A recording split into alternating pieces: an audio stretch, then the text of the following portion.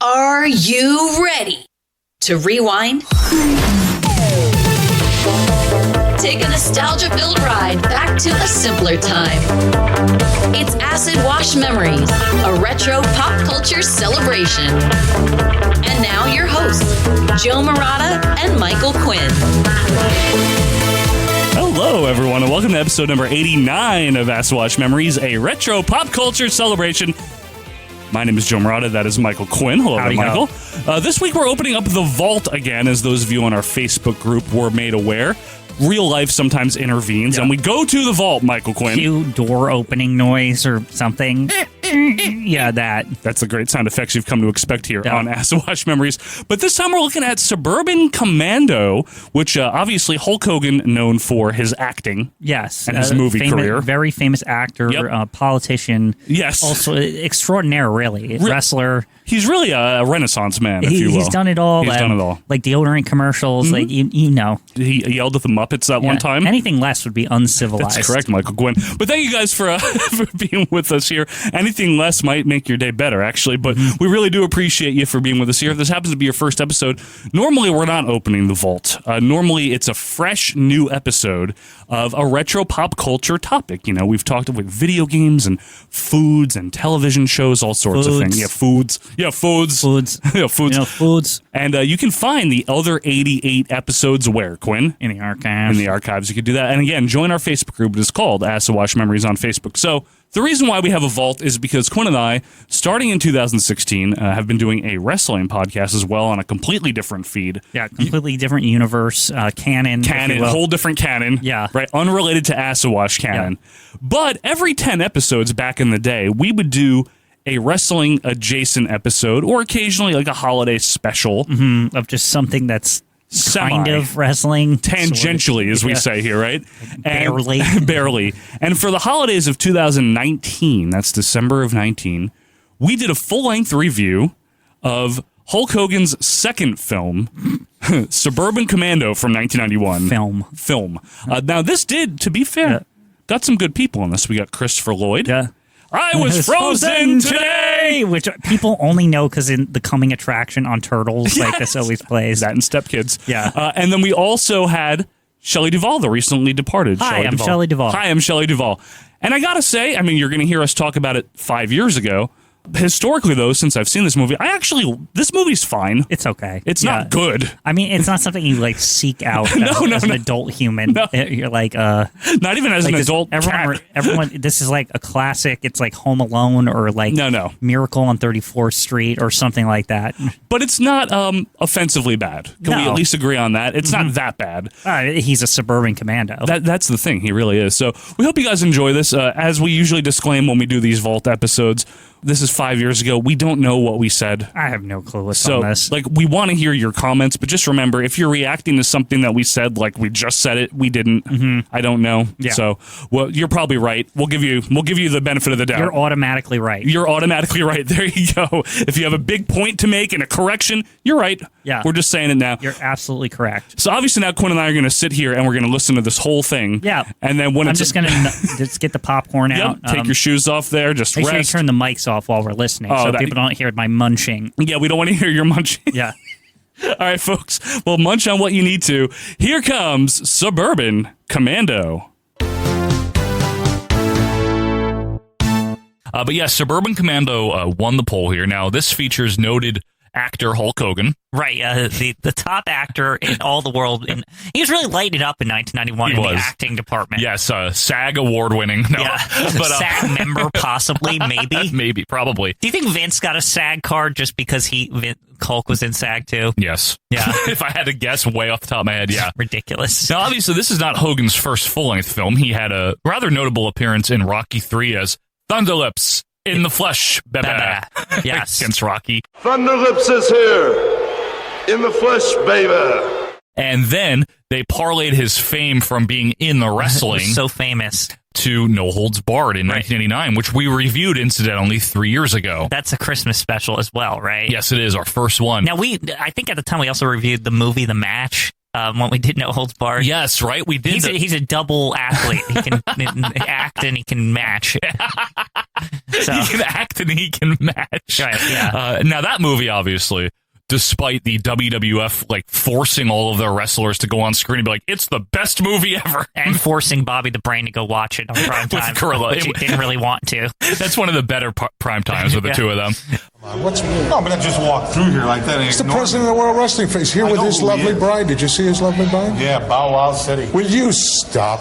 It's clearly not good in the sense that a movie is good, but it was a fun watch. Was it written over a weekend involving like being locked in a hotel room with and cocaine? Yeah, and that's an actual true story. That's the gaga that I've heard. Is that there was like a rewrite at the last second, and Hulk and Vince locked themselves in a hotel room for 2 days, and they came out with that. So 2 years later, Hulk Hogan was planning on dropping the title finally for real this time to the Ultimate Warrior at WrestleMania 6, and in addition to just taking time off because Hogan had been doing this almost nonstop since 1984 for Vince and obviously earlier for Japan and the AWA, we had some time to film a movie here. And that movie was filmed, as far as I understand, in 1990 during Hogan's brief hiatus.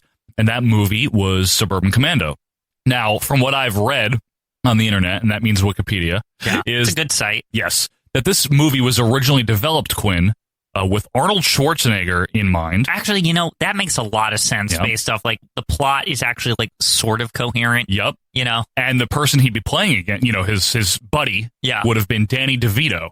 Oh, okay. So, to me, this seems like it's like Kindergarten Cop then. Yeah, more sense, so. right? Like, One of those. It's one of those kind of, look at the goofy superhero type guy, right. and, blah, blah, blah. Now, incidentally, they would go on to do, was it Twins together that those two did? Danny DeVito and Schwarzenegger and Twins, right? Didn't they also do the one where Arnold Schwarzenegger was pregnant 9 months? something? No, I don't think. With Danny DeVito? Wait, 9 months is not that. That's Hugh Grant, right? What am I thinking of? There's one where Schwarzenegger is pregnant or something. I know. What a fucking dumb idea for a movie. I know. Hey, it had to be done, right? Yeah. So anyway, Hulk Hogan gets the role here.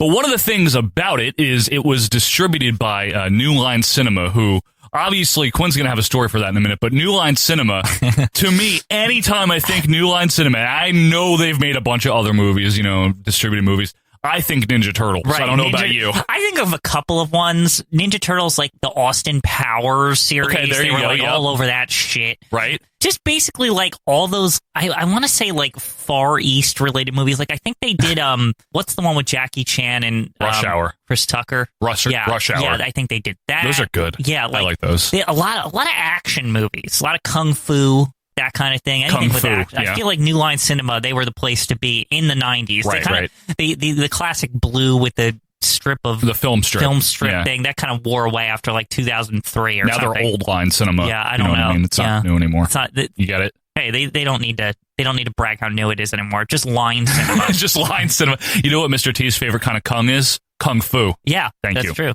Anyway, so Suburban Commando came out in 1991, and honestly, folks, look, people don't like it, and you don't have to like anything if you don't want to. If you don't like it, you don't like it.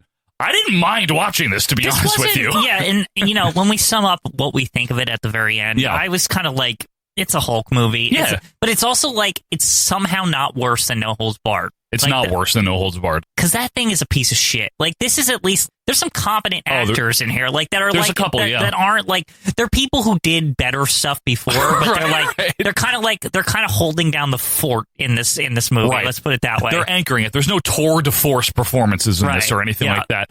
Speaking about Hogan one more time, just to bring some more context into this, between 85, I'd say, and 1990, but into 91 when this came out, Hogan was a household name. And still would be after this, obviously. But in 1991, everyone knew who Hulk Hogan was. I didn't even watch wrestling in 1991, and I knew who Hulk Hogan was. Like, same thing. Yeah. Who do you think you are? That's Hulk Hogan! Just like Mickey Mouse and Mario and the Ninja Turtles themselves, right?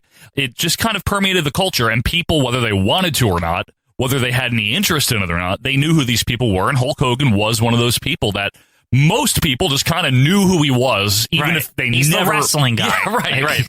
Even if they never watched wrestling, they knew who he was, right? So that's who we've got here as the star, and this was the vehicle for him.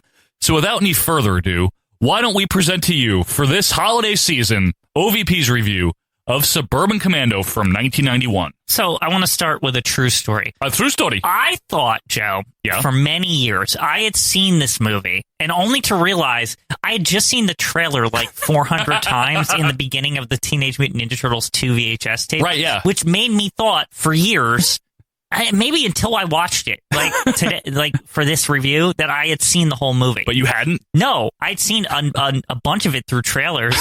My knowledge of the movie consists of, I was frozen today, and this is the 90s. We're going to sue you. Like that. Like literally, that is literally, I thought I'd saw the whole movie because of those parts. And you know what the really funny thing is that this brings up is also the trailer that came on after it was Step Kids. Step Kids, yes. Yeah, and I know you want to talk about this because okay, fine. So I know we're going off already on a tangent, but I think it's Step Kids, New Line Cinema, it all is linked together. It's all in the same soup, right? Yeah. So Step Kids is the other iconic to me trailer on the Turtles 2 VHS cassette from 1991, and it's a kind of fun trailer with Hilary Wolf, who was what's her face in Home Alone. Oh, that's who that is. Yeah, You're right. Yeah, she's totally Kevin's forgot. sister. Kevin's sister is Megan, I think. I forget her name. That's not laissez competence. That's the one where it's like, oh, you can't pack your bag, you're an idiot. or he's going to pee the bed. One of the sisters that like storms through the hallway of the 7 sisters. Right. P.S. You're sleeping on the hideaway with Fuller or whatever, right? It might be her, or it might be like, she might be the one that says you can't pack for shit. Basically. It's also that, yeah. So Hilary Wolf does this fun little trailer about how her dad's 40, looks like he's 30, thinks like he's 20, and acts like he's 10, whatever it is, you know. And little Ben Savage is in there. Scientist or something. Yep. And this very semi-intriguing trailer for what looks to be a fun movie. Right. It's basically like this to the extreme, like nuclear family. Essentially, it's like the mom and dad are divorced, and then they're remarried, and then there's like their kids with them, and then there's like 1,000 children, and they're at like a fucking lake or something, and this little girl's like, damn straight on the bed, like, you know, like all this shit, right? And I'm like, as a kid, I was like, this movie looks fun, right? I want to see this. Yeah. And then it never came out. I was like, what happened? Where did this movie go? And for years, right. Joe, I just thought it was like canceled or something. So so did I. So this is one of those things where it kind of gets in your consciousness so much from seeing this trailer. If you're a kid and you were born somewhere between, the early 80s through the late 80s, or maybe even late 70s, you've seen this trailer if you watch Turtles 2. And then you go through adolescence and you become, over 18 and you get into your 20s and it all fades away. And then one day you think of this movie and you look it up because Wikipedia is a thing now. This is me that did this. And I'm like, you can't find it because you're typing in Step Kids. So finally I'm able to track it down on IMDb or something. And I see that they changed the title to Big Girls Don't Cry, ... They Get Even. What a title. Horrible title, right? That's not hard to search for ... and ellipsis in the fucking thing. Right. And they released it a year later. It came out in 92. I bought it on DVD. It's not very good. Wow. Now, you know what the funny part is? If I recall in the trailer, it says something about coming relatively soon. Yeah. At least they were honest. Good point. Yeah. So moving on with Suburban Commando now. We have the classic New Line Cinema splash screen, Quinn, that we talked about. Again, nothing reeks of the 90s more than that open. Like, it is so 90s. It's very 90s. Yeah. We then see a CGI battle in what appears to be outer space. Check out those graphics, Quinn. Yeah, holy crap, it looks shitty. It's clearly, like, painted onto the screen, like the space is. And there's a ship getting fired at, and it explodes, and the noises are, like, hideous. Yeah. They're like bonk, bonk. Or they're like Atari. Yeah. I don't know, like, what they decided the laser beam noises would be, but they're bad. They're bad. Now we see the bridge of a ship where a bald guy talks to the supposed president about how Earth is going to be his 4th conquered world or something. Yeah, it's like a shitty, bald, helmetless Darth Vader, basically. Seriously. It's actually like when they took the mask off Darth Vader, except his skin isn't like pale. Right. You remember in Star Wars at the end in Return of the Jedi? Yeah, Return of the Jedi, 1983. Yeah. He then offers him some wine before telling the president to surrender. Some wine? Shitty jokes everywhere. It's all bad. Yeah. Like, this part is all bad. Brilliant acting already going on here, folks. Yeah, this feels like Mom and Dad Saved the World, and, like, I immediately hate it. Remember that movie? Yes, I've seen that movie. Really poor opening, let me put it that way. Apparently, this guy's name is General Suter. I'm sticking with Darth Bald the whole movie. Fine with me. I don't care. A flunky now tells General Suter that there's an intruder, leading Suter to say, Ramsey, kind of like Newman, Newman. Yeah. And then we see Ramsey's boots as he shoots 1 million people in metallic hallways. Under heroic music, he looks like a complete dork. With the boots. He looks so dumb. He looks like LOD 3000. And you know what's weird, too? It's like he's got, like, metal boots, but he doesn't have pants, and he has, like, metal underpants, like metal, like, Speedo or whatever. Yeah, metal Speedo. Like he's got like the thing with the metal strappies on. Yeah, it's like a vest kind of metal headband, but he has no like regular clothes. Right. Like that, it's only that. This is what this man wears. He's got the arm things too, because that comes into play later. They're like power gloves, basically. Yeah. I love the power glove. It's so bad. Ramsey then punches the elevator controls as the camera pans up, and of course it is Hulk Hogan, and he's like, going up? Let me give you a hand. And he crawls on top of the elevator, smashes the cable, leading it to fall all the way down with the bad guys inside. Right, just murdering more people. What a great hero. He can't just, if he's so invincible, why can't he walk in and not harm anybody, like maybe knock him out or whatever, but like kill them? That's a great. The way you're supposed to get rid of like a ladybug, you just shoo him out your window. Yeah, if he's like literally invincible to these goons, like he should just be like, ugh. Well, like, there's nothing badass about going, eh.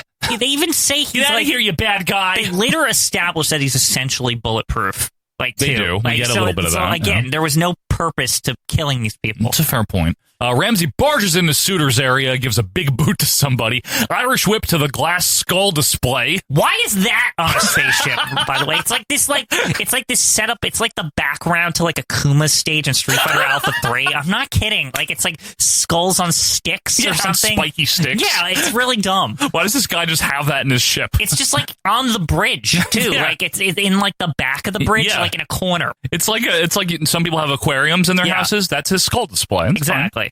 They get Hulk in a full Nelson, fingers locked, by the way. And Gorilla would be happy. They beat the shit out of him. What a miscarriage of justice. But we get a Hulk up, and he tosses the fake demolition guys into the wall before Suitor declares that he's just going to shoot Hogan himself. Not a bad idea. Okay. The president, remember him? Yeah. He then throws a metal paper envelope, like metal envelope. He literally throws up like what looks to be a piece of paper. Like it doesn't look metal. It just to me, you're thinking it's metal because it like cuts this fucking guy's hand off. But I think he literally threw a piece of paper. It was like a business card. He like threw it at him, and his hand just like sliced right off, like it was like paper cut from Pete and Pete or something. Yeah, there you go. Know? Like the skills. Yeah, the skills. Maybe he just knows like the proper like. The precise angle, yeah, the right? precise angle that it will paper cut your entire hand off. It's possible. Or just this General Suitor, he's from a different planet. Maybe their skin is weaker or something. Well, apparently, because what happens is his hand falls off, and then his eyes turn green. What in the ass? And then he grows an alien hand before choking the president. It's like a dinosaur. Like, why does he have a dinosaur hand? Is he a dinosaur? Like, I don't understand. What? He might be a dinosaur. Darth Vader wasn't a dinosaur. No, not that I know of. Right. He was just a guy that, he had problems. He had problems and he was bald and stuff. But, like, this fucker is an actual, like, dinosaur, apparently. He may be. He also starts talking like Krang. Yeah. I don't want you. Get the turtles. Everything's related to the Turtles, New Line Cinema, whatever. Negotiations have ended. Hogan leads through the elevator shaft, and apparently his space boots have flying capability now. The whole thing is a mess, Joe. It's a mess. This is all like the first 2.5 minutes of the movie, folks. It's a lot. It's a lot going on. It's like Survivor Series or something. Really. Meanwhile, a bomb is ticking down as Hogan prepares to get the hell out of there. So he ejects himself as the spaceship blows up. Hogan pleads with his little pod to stabilize. Yeah, what a pilot. Also, by the way, they show literally like 2 hand grenades that's what blew up the entire ship. It's just like 2. They look plastic. Yeah, there's like 2, and they're not even like space or, have countdown timers, like something futuristic. It's just like the kind that are in like World War II kind, like that you see in like a movie. They're the kind that are in McCrory's or like a 5 and dime where you fill them up with bubbles and blow bubbles out of them. How did he time it either? They're grenades usually it's like on impact, or you take the clip off and then they go off in like 5 seconds or something like that. Yeah, they were like planted. I don't know. Did you see that? Yeah, where were those? They were just like on the underbelly of the ship or something. I don't know when he put it there, or they were in like the elevator shaft or something. Maybe the yellow belly. Yeah, Hogan is a yellow belly. It's true. Don't remember. Anyway, Hogan's acting, I gotta say, is on par with like when he's with Elizabeth in the hospital. Kind of the oh god. Yeah, it's just about the same. I would definitely Tizime. Yeah. He must have said that and they cut it out because it's a movie. It's not live. Yeah, it's not. Yeah. He stabilizes finally, and he's flying through the sky before like fake Abraham Lincoln or somebody appears in a hologram in front of him. It's like the R zone, that fucking. Oh, God. Remember that thing where that like piece of, I don't know, plastic that's see through, and it would come and you put a light on it. It's shit. That's what it looks like, though. That was the future in 1991. I guess. It was. So this Abe Lincoln guy here, he gives Hogan his next job, his next mission, and Hogan's wondering, is it a terrorist extermination? Galactic narc duty? Mm-hmm. No. This guy tells Ramsey that, he hasn't really been himself lately. He's stressed out. He let the president get killed, President Hashima. Wait, you mean the WWF president from '82, Joe? Mishima? Yes. What's his name? Shinma. Yes. Apparently, this guy who's clearly a white male, his name's Hashima. Yeah. What was that about, by the way? Wait, no. President Hashima is dead. The president's dead. The spaceship blew up. Oh, that's President Hashima. Yes, they call him that. Oh. He's just like clearly a Caucasian. I thought they were talking about some other incident. No, the president that was on the ship. Oh, I totally didn't even think about that fucking guy. Yes. I totally forgot he existed. I thought they were just talking about some mission like years ago or something. This is the president. He's dead. That was President Hashima? Yeah, and it's Hogan's fault. What? Yeah, so you know what he wants him to do? What Abe Lincoln wants him to do? What does he want him to do?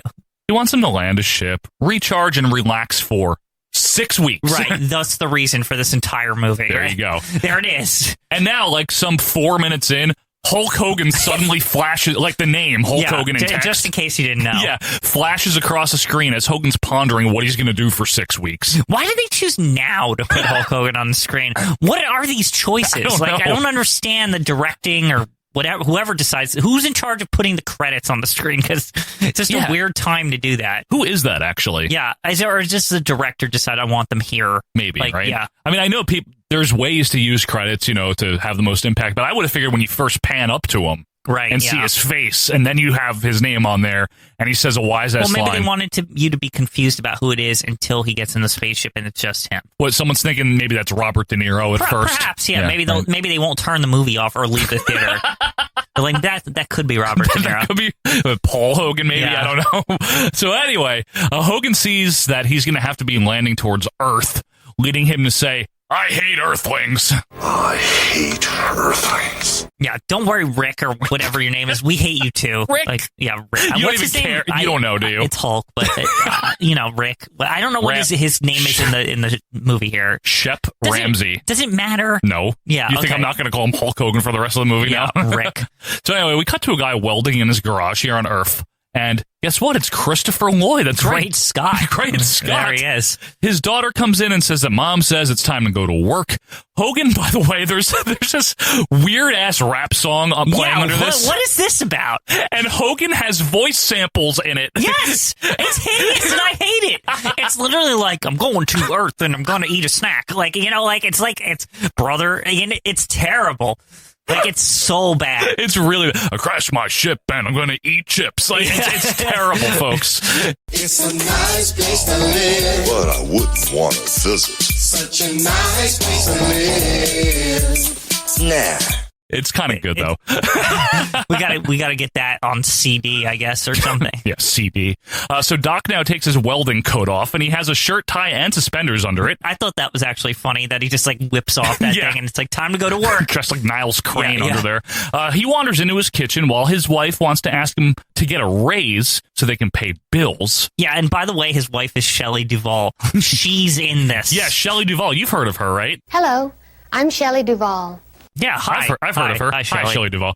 Anyway, Charlie's all nervous. Charlie is Doc. I'm going to probably call him by his character name, Charlie. He's all nervous about getting a raise, though he doesn't think he can get one, so she puts him in a chokehold until he agrees to ask for a raise. Normal. Really caring wife here. Yeah, very. So, yeah, his name is Charlie Wilcox, by the way, and the reason I'll always remember that is because in the trailer, it's like, Charlie Wilcox is having a bad day. Oh, that's how the trailer starts. It's still Doc to me, whatever. It's okay. Doc Brown is having a bad day. He is. We cut to him in an office building yelling about wanting a raise. He's finally, he's yelling about it. He wants that raise. That escalated quickly. It was no bullshit. It was like, make sure, Charlie, you get a raise. He's like, I want a raise today. Immediately. And of course, though, he was just talking to the secretary. Aha, har, har. So anyway, he goes into his boss's large, lavish office. His boss reminds me of my doctor or something. I don't know why. There's something about him. Okay. So in a moment that actually made me laugh, his boss is pretending to know all about him. He pulls up his file and he's like, oh, your kids, blah, blah, blah. And he's like, you still allergic to tuna? Still allergic to tuna? Don't ask. I thought it was funny. That's weird. But it was funny. Yeah. So they review some blueprints together. Obviously, Charlie's done all the work. His boss is just rambling on and on. Like he knows anything about architecture. Right. That's the implication. Now, we see, like, crystals or something. Yeah. And I just want to say, I had not seen this movie at this point, and I will guarantee you, like, that has something to do, because why else show the crystals? They're like, I got these awards today. Right. And Simian crystal. Yeah, he's like, look, they're made of simian crystal. And I'm like, yep, that's going to be whatever. That's going to be the big, like, whatever. And I didn't even, like, ever see this before. Right. Yeah, you've admitted that. You've never seen this until you watched it. So, unfortunately, though, amidst all this, Charlie doesn't even get to ask for a raise. He doesn't think to ask for a raise. So, poor Charlie. Charlie Wilcox is having a bad day. They open the door, and there's a bunch of Japanese business people there, and one of them talks, and the subtitle on the screen says, I think I'm going to hate this guy, talking about the boss. And I laughed at that, too. Yeah, that got a laugh out of me as well. There was some solid jokes. Like, you can tell, again, this wasn't written by Vince and Hulk while they were taking cocaine. Right. It's true, though. Like, there's actual, some actual scriptwriter was involved. Yes. And the thing is, too, in terms of the writing and the cinematography, the beginning of the movie in space, that was awful. But this is actually, it's not great, but it's normal movie now. It's just like, I guess they just needed to give this out of this world, this is where Hulk came from, kind of explanation. Because the rest of the movie is yes, it's got goofy shit in it, but it's in the reasonable, on Earth normal. It's an shit. Earth realm. It's just explosions and nonsense. But yeah, it ain't bad. So anyway, Charlie's boss brings in the Japanese people. He takes credit for all the work that poor Doc has done, and Doc just sadly leaves. Now we cut to an abandoned building called the Landing Pad. They've really pulled one there, huh? Right on the nose there, where Hogan drops in, literally. He throws the power on, and apparently this place was a discotheque. So the music's playing, and Hogan... It's so bad. Hogan disgustedly says, Earthlings, before yanking the cables out. What the fuck? Seriously, why? What a meanie. Yeah, why does he hate music? Second of all, why does he hate Earth? Why is this place? Why this place? Why not just land it, I don't know, in the middle of the desert where nobody's going to find it? Because he saw it. He saw it was called the Landing Pad. So he's like, I'm going to land here. Terrible. I hate it. I know. We now cut to Charlie driving home in his dumpy little Chevy. Yeah, lots of nice 90s cars shown, by the way. Just all the boxiness. It's all there. That, late 80s. Late 80s. Still got the 80s-ness on the cars. Very rectangular. Yeah. Some lady at a red light wants to race him. Of course, he gets caught at the next red. Yeah, and he has to reverse, and it's the whole thing. It's basically look, this guy's a pussy, essentially. Yeah, and his car sucks. Yeah, his car sucks, and he's a pussy. Yeah. Exactly right, Quinn. We're just this is an establishing shot of that. He's a pushover, you know. He doesn't have the gumption, the chutzpah. Yeah, that's Yiddish, right? I wouldn't go through a red light either, though, especially in heavy traffic. To me, it's too risky. Safety first. Yeah, exactly. Right. Then we cut to Hogan walking down the street over some very happy reggae music. He looks like a total ass in his gear, by the way, and no one even kind of gives him too much of a second look. Except one guy. Yeah, except one guy. They're like, yeah, this is normal. Guy in metal fucking boots and arm pads. Yeah, there's a shop owner that angrily wields a broom and is yelling at him. But other than that, everyone's all happy. These kids are happily following Hogan. He just looks confused about what's going on. Yeah, and kind of disgusted all the same. He doesn't want to be here. Ugh. It's I just want to go beat up people in space or whatever I do. That's what he does. Yeah. That's his job. Some lady now is fighting with an RC Cola vending machine until Hogan punches it for her and a bunch of money falls out. So RC had vending machines? I've never seen one of those. In 1991 specifically, they probably had them years ago. But yeah, second of all, that is odd. Yeah, was that the number 3 Cola for a while? Maybe still is. I don't even know if it was number 3. I think it was, right? Probably was number 4. I want to say there was something in between. What? I don't know. What cola would be Coke, Pepsi, and then what? Well, I would probably say that just the straight up ShopRite brand or whatever probably sold better than RC. Yeah. ShopRite's not national; it's regional. I just mean whatever your local. Oh, I'm saying that probably outsold RC Piggly because Wiggly. No one gives a shit about RC Cola. Like that is like extra dumpy. It's not good. That's what I'm saying. It's like the generic brand probably sold as the number 3 to Coke and Pepsi, and then RC is like, we're number 4 now. You know what I mean? Very proud to be number 4. Yeah. Hogan continues to walk down the street before finding a dog with a muzzle on in a hot truck. Now the owner's eating happily at like a diner, and then he yells at his dog, "Shut up, Ralph!" First of all, Ralph. Yes, Ralph the dog. Ralph the dog. So Hogan decides to walk up to the guy in the restaurant, and then we just get a cutaway shot. And now the doggy is happily eating the food in the restaurant, and the guy is naked and muzzled in his truck. Hogan's apparently taken this man's clothes, which makes him look a little like Skinner, I'm going to say. It's kind of like Terminator, only less murder and more stealing. Like this whole scene. It's like the PG-13 version of Terminator. Exactly. The petty crimes version of Terminator. That was literally the equivalent of like, remember when Arnold shows up and the guy's playing pool and at the biker bar and he takes it bad to the bone plays and he walks out with his clothes. Like it's the same shit, just without like literally like, remember he like stabs that fucking guy like through the stomach or something when he like takes it. You know, the more we talk about the Arnold comparisons here, the more you can totally see this working as a Schwarzenegger movie. Again, it's less violent in that sense. It's for kids. Because I remember when, especially at the beginning of Terminator 2, like them obtaining their gear is like super fucking violent. Like if I recall, like what is like the T-1000 literally like sticks its finger through a guy's like eyeball or something, and it's like, okay, now I have your cop clothes. Like it's like really? Yeah, it's bad. Yeah. So Hulk sees an apartment for rent sign on a telephone pole, and he takes it with him, literally following the arrow drawn on the sign. Like, and he doesn't even know where to go. Like, see, this sign doesn't make sense because there's no address. It's just an arrow pointing to like. And the apartment is like really far away, right? Like it doesn't say like 660 Sycamore Street or whatever. It just says apartment for rent, arrow pointing down a street, and you like it's not even like close to it. I know. I think that's intentionally comedic, though, right? That it's just it's an arrow on the right side of the page. I don't even think it's intentionally comedic as much as it's like they just didn't even think about it. They're just like, it's this way. Nobody's really going to ever dissect this other than Joe and Quinn on a podcast ever. Like, so who gives a shit? Like, basically, 28 years after the fact, here we are. It's like the angry video game nerd of explanation, except instead of a video game, it's a movie. It's like, it's just a movie, so who gives a shit? Yeah, basically, right. Meanwhile, Charlie's driving back home, but his driveway is blocked by a bunch of greasy large men working on hot rods. And by the way, I swear this is Marty McFly's neighborhood Lion Estates or whatever. Might be. The street looks exactly, it's like the one where like they take off like and go, we got to go to the future, and then they like fly off. Like it's got the trees, it's like the same houses. Well, like, Doc is here. Yeah, Doc is here. Maybe Christopher Lloyd was like, we should use that soundstage. See? Like when they were like, does anybody have any ideas for what soundstage we should use this for? Christopher Lloyd, I know about this today.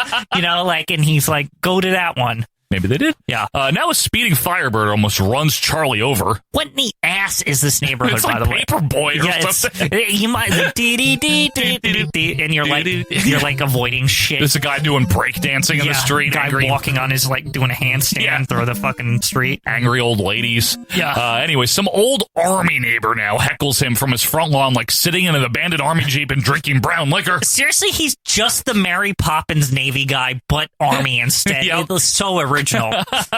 Now, this is Jack Elam, by the way, who I don't think you know, Quinn, but he was Jack Elam. He was a character actor that made a lot of appearances in a lot of different things, and he's most notable for like his big lazy eye. And he always plays these gruff or evil characters. And that's about all I have to say. He's about not him. gruff or evil. He's actually just kind of. Yeah, but we learn later he's like kind of nice. But like gruff. My point is that he just sits. He just like sits. He's in the crazy. He's literally that Navy guy. Yeah. From that. Why does he have a boat on top of his house? Right. Because a tree on my house. Yeah. This guy instead he's got a Jeep on his front lawn that he just sits in all day and drinks beer and like watches over the town. And just heckles people apparently. Yeah. So anyway, Charlie arrives home now, crashes onto his couch. Before noticing his wife. Remember who his wife is, Shelley Duvall. Right. Hello, I'm Shelley Duvall. In some negligee and a hideous, like, carrot top wig. Yeah. What was that? Charlie's not in the mood, though. I don't blame him with that wig. But he's just had such a horrible day. So he grabs his tools and his welding mask and he heads out to their garage, which is his workshop. I must note the funny part about this scene, and I actually, like, appreciated Shelley Duvall as his wife. Hello, I'm Shelley Duvall. It's like after he's like, oh, my day was bad, and she just takes the wig off, and she's just like, okay. Yeah, like, I know, she's like, all nice. Okay, go fool around. Like, right. But we got to do it next week, or like, she's like something like that. It was actually like cute. She's entertaining in this, Shelley Duvall. She's funny. Yeah. She's good. So anyway, he walks into his garage. Now, this is a detached garage, by the way, just so you guys know. It's like not attached to their house. It's in their backyard. Right. And Jenny, his wife, Shelley Duvall, Hello, I'm Shelley Duvall. has converted the workshop into a one-bedroom apartment. And see, her rationale is they can rent it out. Right. And now with the extra money, he doesn't need to get a raise. And that's pretty impressive that she did that in one workday. It's pretty nice. I must note her decorating, too, because I noticed this in the background, that she put a potted plant in his drill so that it would, like, camouflage into the room. It's, like, part of, like... Meanwhile, it also looks like, I don't know, a little girl's bedroom or something. Right. Yeah, but it's just funny that they, like, integrated the tools into the... It was cute. Into the decorating. So Charlie runs out of the apartment in a huff now, while Jenny follows after, still holding the wig, by the way, which is funny. Yeah. Now, may I just say one more time on Shelley Duvall here? Hello, I'm Shelley Duvall. She is so much better looking in this movie than anything I have ever seen her in. Really? And I think it's because she just looks normal, not like that fairy tale playhouse shit I remember in. Hello, I'm Shelley Duvall. Hello, I'm Shelley Duvall. Hello, I'm Shelley Duvall. Hello, I'm Shelley Duvall. Hello, I'm Shelley Duvall. Hello, I'm Shelley Duvall. Hello, I'm Shelley Duvall. Hello, I'm Shelley Duvall. Hello, I'm Shelley Duvall. Hello, I'm Shelley Duvall. Hello, I'm Shelley Duvall. Hello, I'm Shelley Duvall. Yeah, I think you're right. Yeah. Hi. Hi, Shelley. Anyway, here, Charlie just wants to go to the kitchen to get a glass of milk. I love how he angrily ran to the kitchen for a glass of milk. That's so not a beer. Right, because he's a mild-mannered man, or tries to be. At least they didn't try to, like, force the beer. Like, right. It's like, no, this drove him to drink. Yeah. No, it's just like, no, milk. But there's someone at the door. It's Hulk Hogan! Looking all tall. He is. Yeah. And he's like, I'm here to rent the apartment, leading to another line from the trailer where Charlie's like, honey, it's for you. I'm here to rent the apartment. Honey, it's for you. I guess he doesn't want to rent it to him because he's tall. Like, he even notes that when he's bitching to Shelley Duvall after they rent it. He's like, well, I don't like him. He's tall. Like, that's it. Not that he's got blonde hair or like his clothes look shitty. Just like, he's tall. He's a heightist. Yeah, that's rare. That is rare. You've heard of ageism, you know, right, anti-dentite. Right, but heightist? A heightist? I've never heard of that. Very rare. We cut back to the Wilcox family serving dinner as Charlie's kind of nervous about Hogan living there. Right. All of a sudden, Hogan storms in holding the kids by their shirts. He's like, are these yours? Right, yep. Jenny yells at him to let them go, but they don't seem to mind. They're like, oh, we like it. Ha ha. And then we cut to Hogan eating dinner with them. Jenny asks Hogan where he's from, and he says, France. So random. And then he bumps his head on the chandelier while getting more food, and all the while Charlie's just staring at him suspiciously. Yeah, and the scene just ends. And can I ask, why did that scene exist? Literally nothing happened at all. Like nothing. Like nothing moved anything. It was just like they didn't even say he was invited to dinner. He's just eating there. And like it's just like this. He bumps his head on the chandelier, and that's the whole thing. And he says he's from France. Right. That's it. And it doesn't do anything. No. Like it does. Like I don't get why that was even in the movie. Maybe a little comedy, you know. It almost felt like it was a longer scene originally, and they just like cut it down to like literally 30 fucking seconds. Maybe. Like it was like really dumb. It was probably supposed to be just exposition about why Charlie doesn't want him there. Right. But they condensed it. Maybe that's a good point. Later, Charlie creeps over to Hogan's apartment. And he sees the Hulk admiring all of his, space guns and shit and hiding them under his bed. Yeah, and the shot of Charlie looking or whatever, I'm literally half expecting him to yell, "Great Scott!" Like as he sees it. Yeah, really. Also, Hulk looks way too Thunder in Paradise here. It's upsetting. I forgot to note that about his clothes. It literally looks like an outfit he would wear in Thunder in Paradise. That's a good point. I didn't even think of that until you brought that up. It's bad. And his hair's long too. Yeah. So he's got that stringy hair. Yeah. The straw colored hair. Yeah. So after Hulk leaves, Charlie sneaks into the apartment, turns on one of Hogan's space guns, and he blows a hole right through the wall. and all the way through to the neighbor's hot rod, which just is like blows up like in like a dramatic explosion, and he just kind of like quietly like puts the gun like okay. Yeah. Oh, sorry. Because he just all he sees from his end, he hears an explosion. But and he looks through. But all he sees at his point, because it was like so far away, is just like a tiny little hole through the wall. Right. Like very small. Now, this, of course, triggers a blip on the bad guy's radar, turning this gun on. So they call in The Undertaker to observe. Wait, okay. What? Now, this is something I did not know going into this movie. I was like, what? The Undertaker is in this? What the fuck? The Undertaker, yes. Yes. Mark Calloway. Mark Calloway is in a movie in 1991. Yeah, and it was filmed. And probably like nobody knows who he is, like really, because it was filmed in 90. It was filmed in 90 before he had even signed with WWF. Was he friends with Hulk when they like signed him? I can't remember. How the hell did he get in this movie? I don't remember, and I'm sure someone can tell us. I didn't look that up specifically. Because if it was filmed during that break in 90. It was before he was in WWF. Didn't fucking work there yet. No, he didn't. So like, I don't know. Or was Mark briefly fired but not hired by WF yet? I don't remember. I think he was there until September or October of 90. I think. I don't remember for sure. It was just one of those things where it was like, it's a Turner company, maybe Undertaker, like Mark Calloway knew people. He might have known Hogan. They said, we're looking for somebody to play somebody who's going to not have a voice role. Do you want and someone big? Yeah. And he just like picked up it's like, okay. Hogan might have known him from just knowing people in wrestling, and suggested him.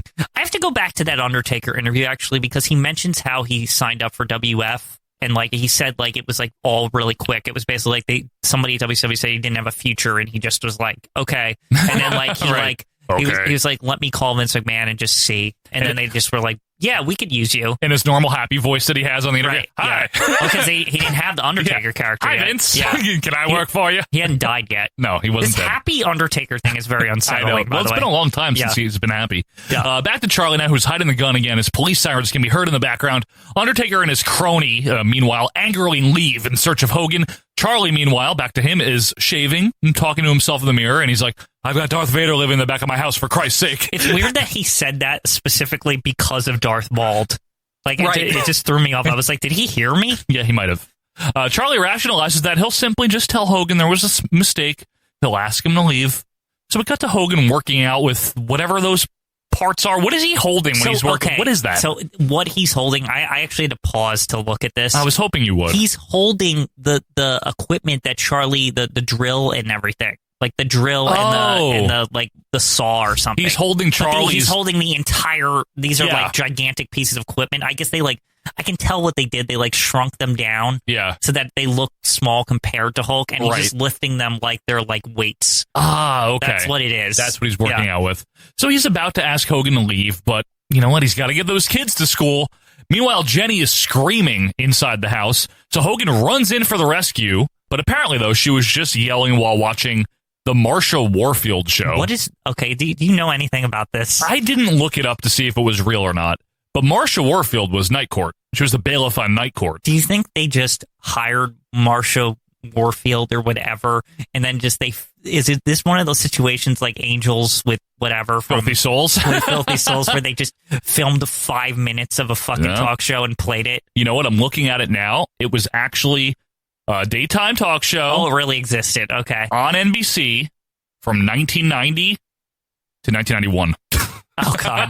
It's a proud run. maybe they just thought, well, we'll be able to get in this movie, so maybe more people will know about it. I guess so, but yeah, I didn't know it existed until I saw this. But yeah, that's what Shelley Duvall is watching. Hello, I'm Shelley Duvall. Meanwhile, the mailman arrives, and this is another scene from the trailer. So he drops some mail in the slot, leading Hogan to brandish a knife at the door. Yeah, and Shelley is basically like, "Oh, Randy, yeah, it's the mailman." Yeah, and just stop him. This was all very funny. I actually liked the scene. Again, it's one of those things where they use Shelley Duvall and Christopher Lloyd to like anchor the movie. Yeah, so that like it's like they're real actors who have performed in real things, so they know how to like kind of time everything and make it look kind of funny. Yeah, and they're kind of like carrying Hulk. Right, Hogan just has these terse like short scenes, short lines. Right, and they work around him. It's really not that bad. Yeah, I have to hand it to Duvall and Christopher Lloyd for like literally handling this movie. Yeah, like because they do all the heavy lifting. They do. Those two actors, they do, and they work well with Hogan. Right. Next, a paperboy chucks his paper straight at Hogan's face on purpose. Yeah, this is all in succession, by the way. Like, after Shelley's like, don't do it! Yeah. You know? So Jenny leaves, right? Shelley Duvall. She goes back in the house. So Hogan picks up the paper, hurls it back, knocks the paper boy off his bike, and says, "Bullseye, smartass," which is funny.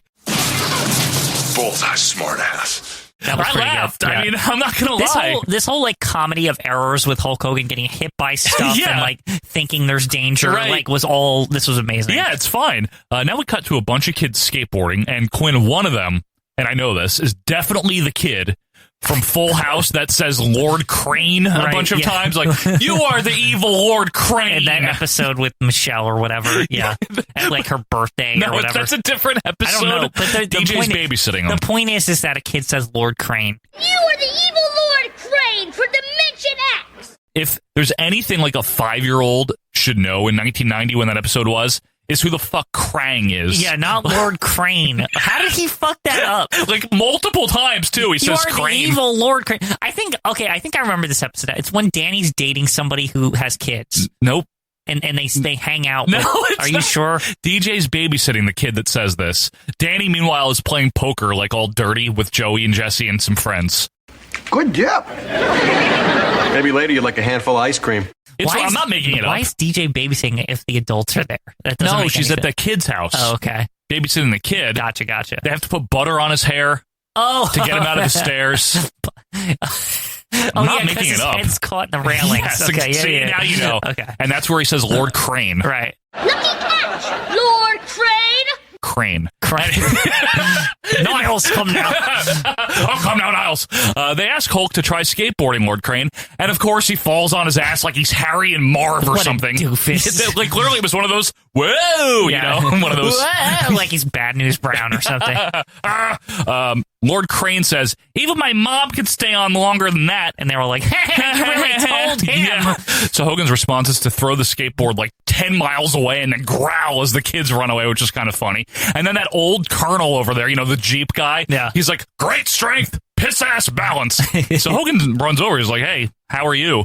And they introduce themselves by rank and squad. And of course, Hogan's is all like intergalactic and shit, you know? My favorite is that the other army guy's like, man, things have changed since I've been in the war. Yeah, it's funny. Yeah. Back to Charlie now driving to work again, where the same lady wants to race him at the same red light. Same result again. Yep, pusses out at the yellow light again. I can tell they're already setting up for a joke. Yep. Like towards the end of the movie. Like you can, like when they do it a second time, you know it's like, oh, he'll probably be successful at the end because why would Rule you of show threes. Yeah, rule of threes.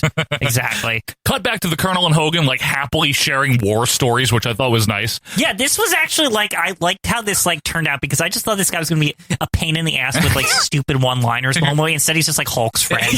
And then we don't see him again, really, do we? Yeah, it's just I don't like remember. Hulk like kind of like made amends with him. It's like, he's good. He's good. Yeah. We're good. He's just old and annoying, but he's a veteran, and I can respect that. That's basically. right. I'm See? also in the army, See? the space army. Space but Army. It's a little different, but he knows what I mean. Right. Basically, you know. I can relate to this guy.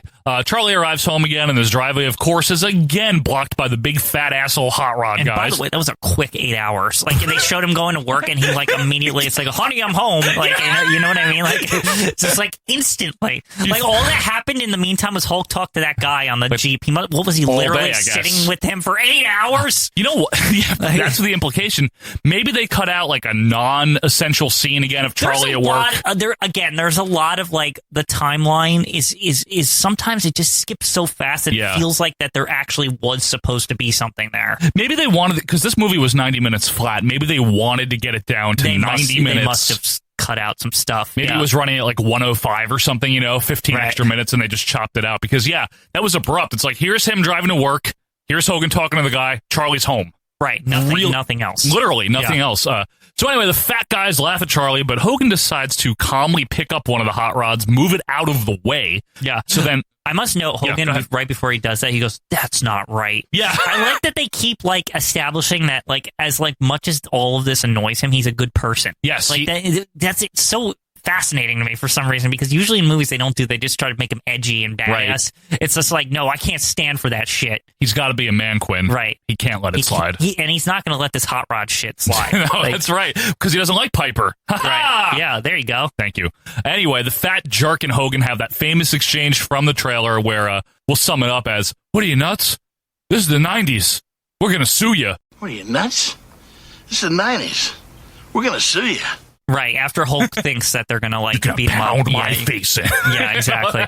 And then I go, oh, there it is! Because like I finally, we met up with one of the things I know this movie for. I love that line. Yeah. And I won't lie, I like the whole scene, honestly. Yeah. It was fine. So now that speeding car again, that same speeding car, almost runs down Charlie's son, who's in the middle of the street skateboarding. By the way, I love that Doc is like, Charlie! Like Charlie! Yeah. It's basically like the reverse, like Marty worried about Doc getting shot by the Libyans. The Libyans, yes. Right? Is that what it is? Because he gave him pinball parts or whatever he did. Casey, pinball parts! Hogan, of course, dives in, makes the save, gets Charlie out of harm's way, and then he decides to chase down on foot this car, stand right in front of it. Of course, it's like two stereotypical California teenagers. Oh, hey, radical, dude. Radical. Hey, dude. Radford. Yeah. Rad.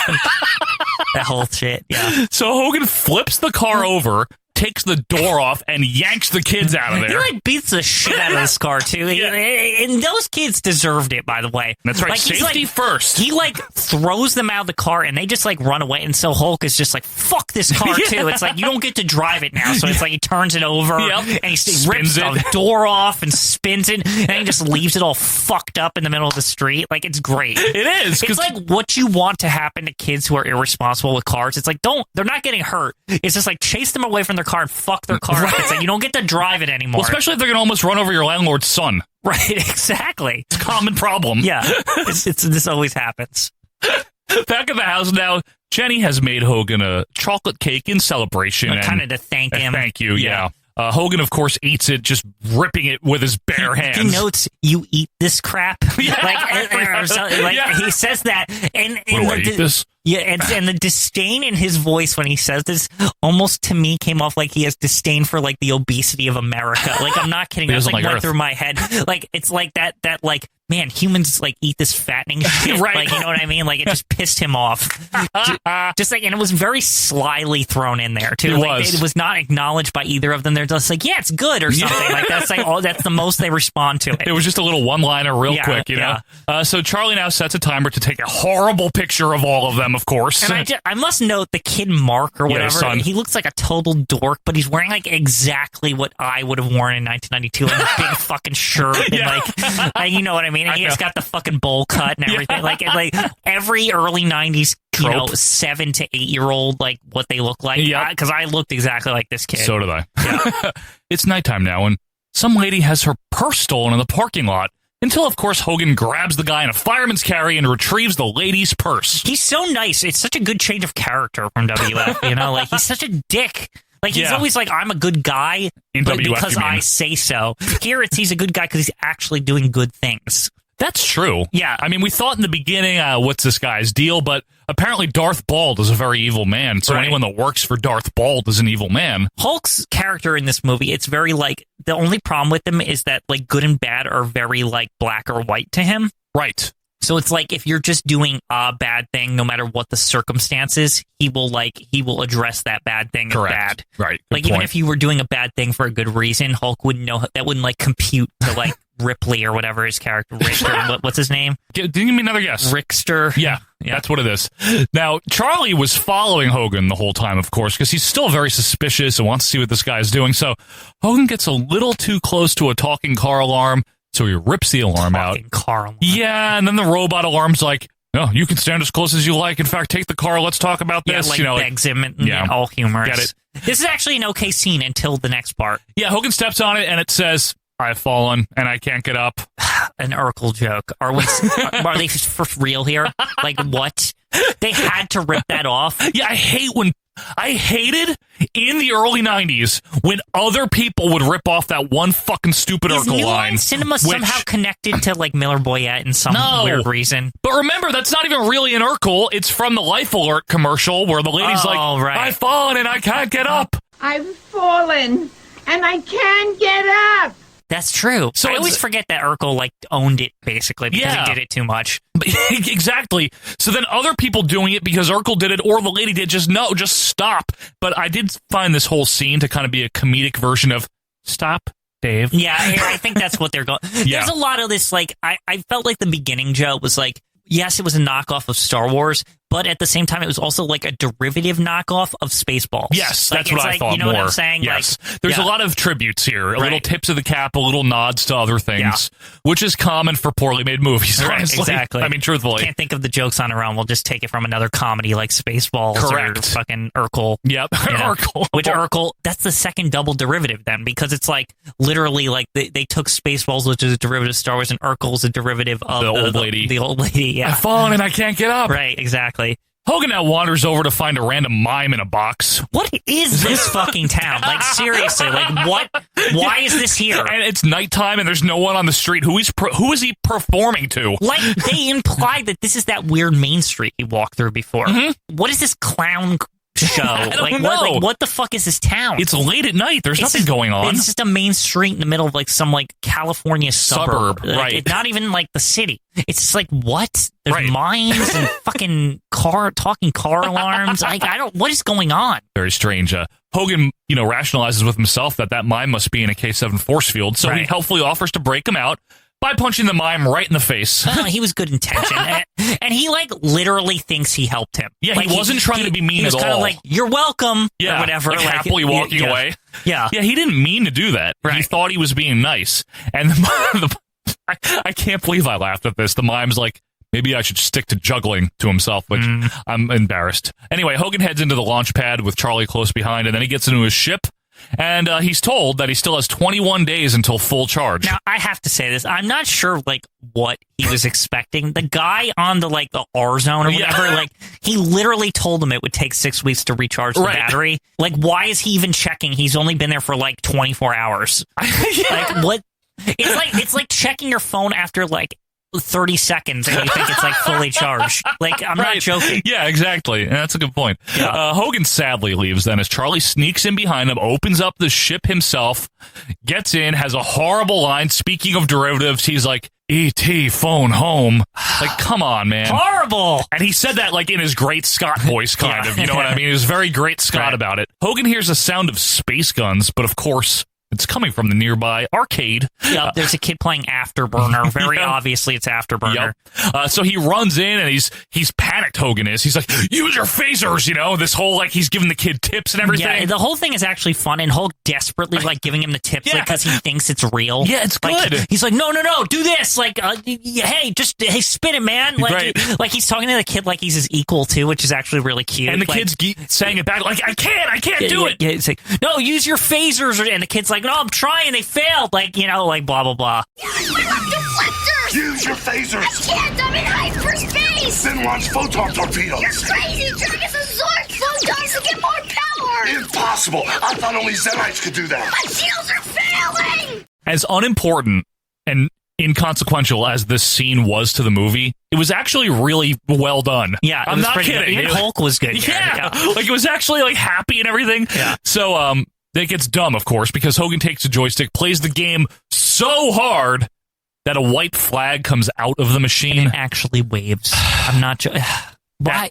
Why do they have to tack that on? Like, it was a cute scene. You get it. Like, it's understandable. And then they add, like, oh, by the way, the machine can bring a white flag. What? That's not how arcades work. No, not that I've ever never played. seen one that actually waved a white flag if you did too good.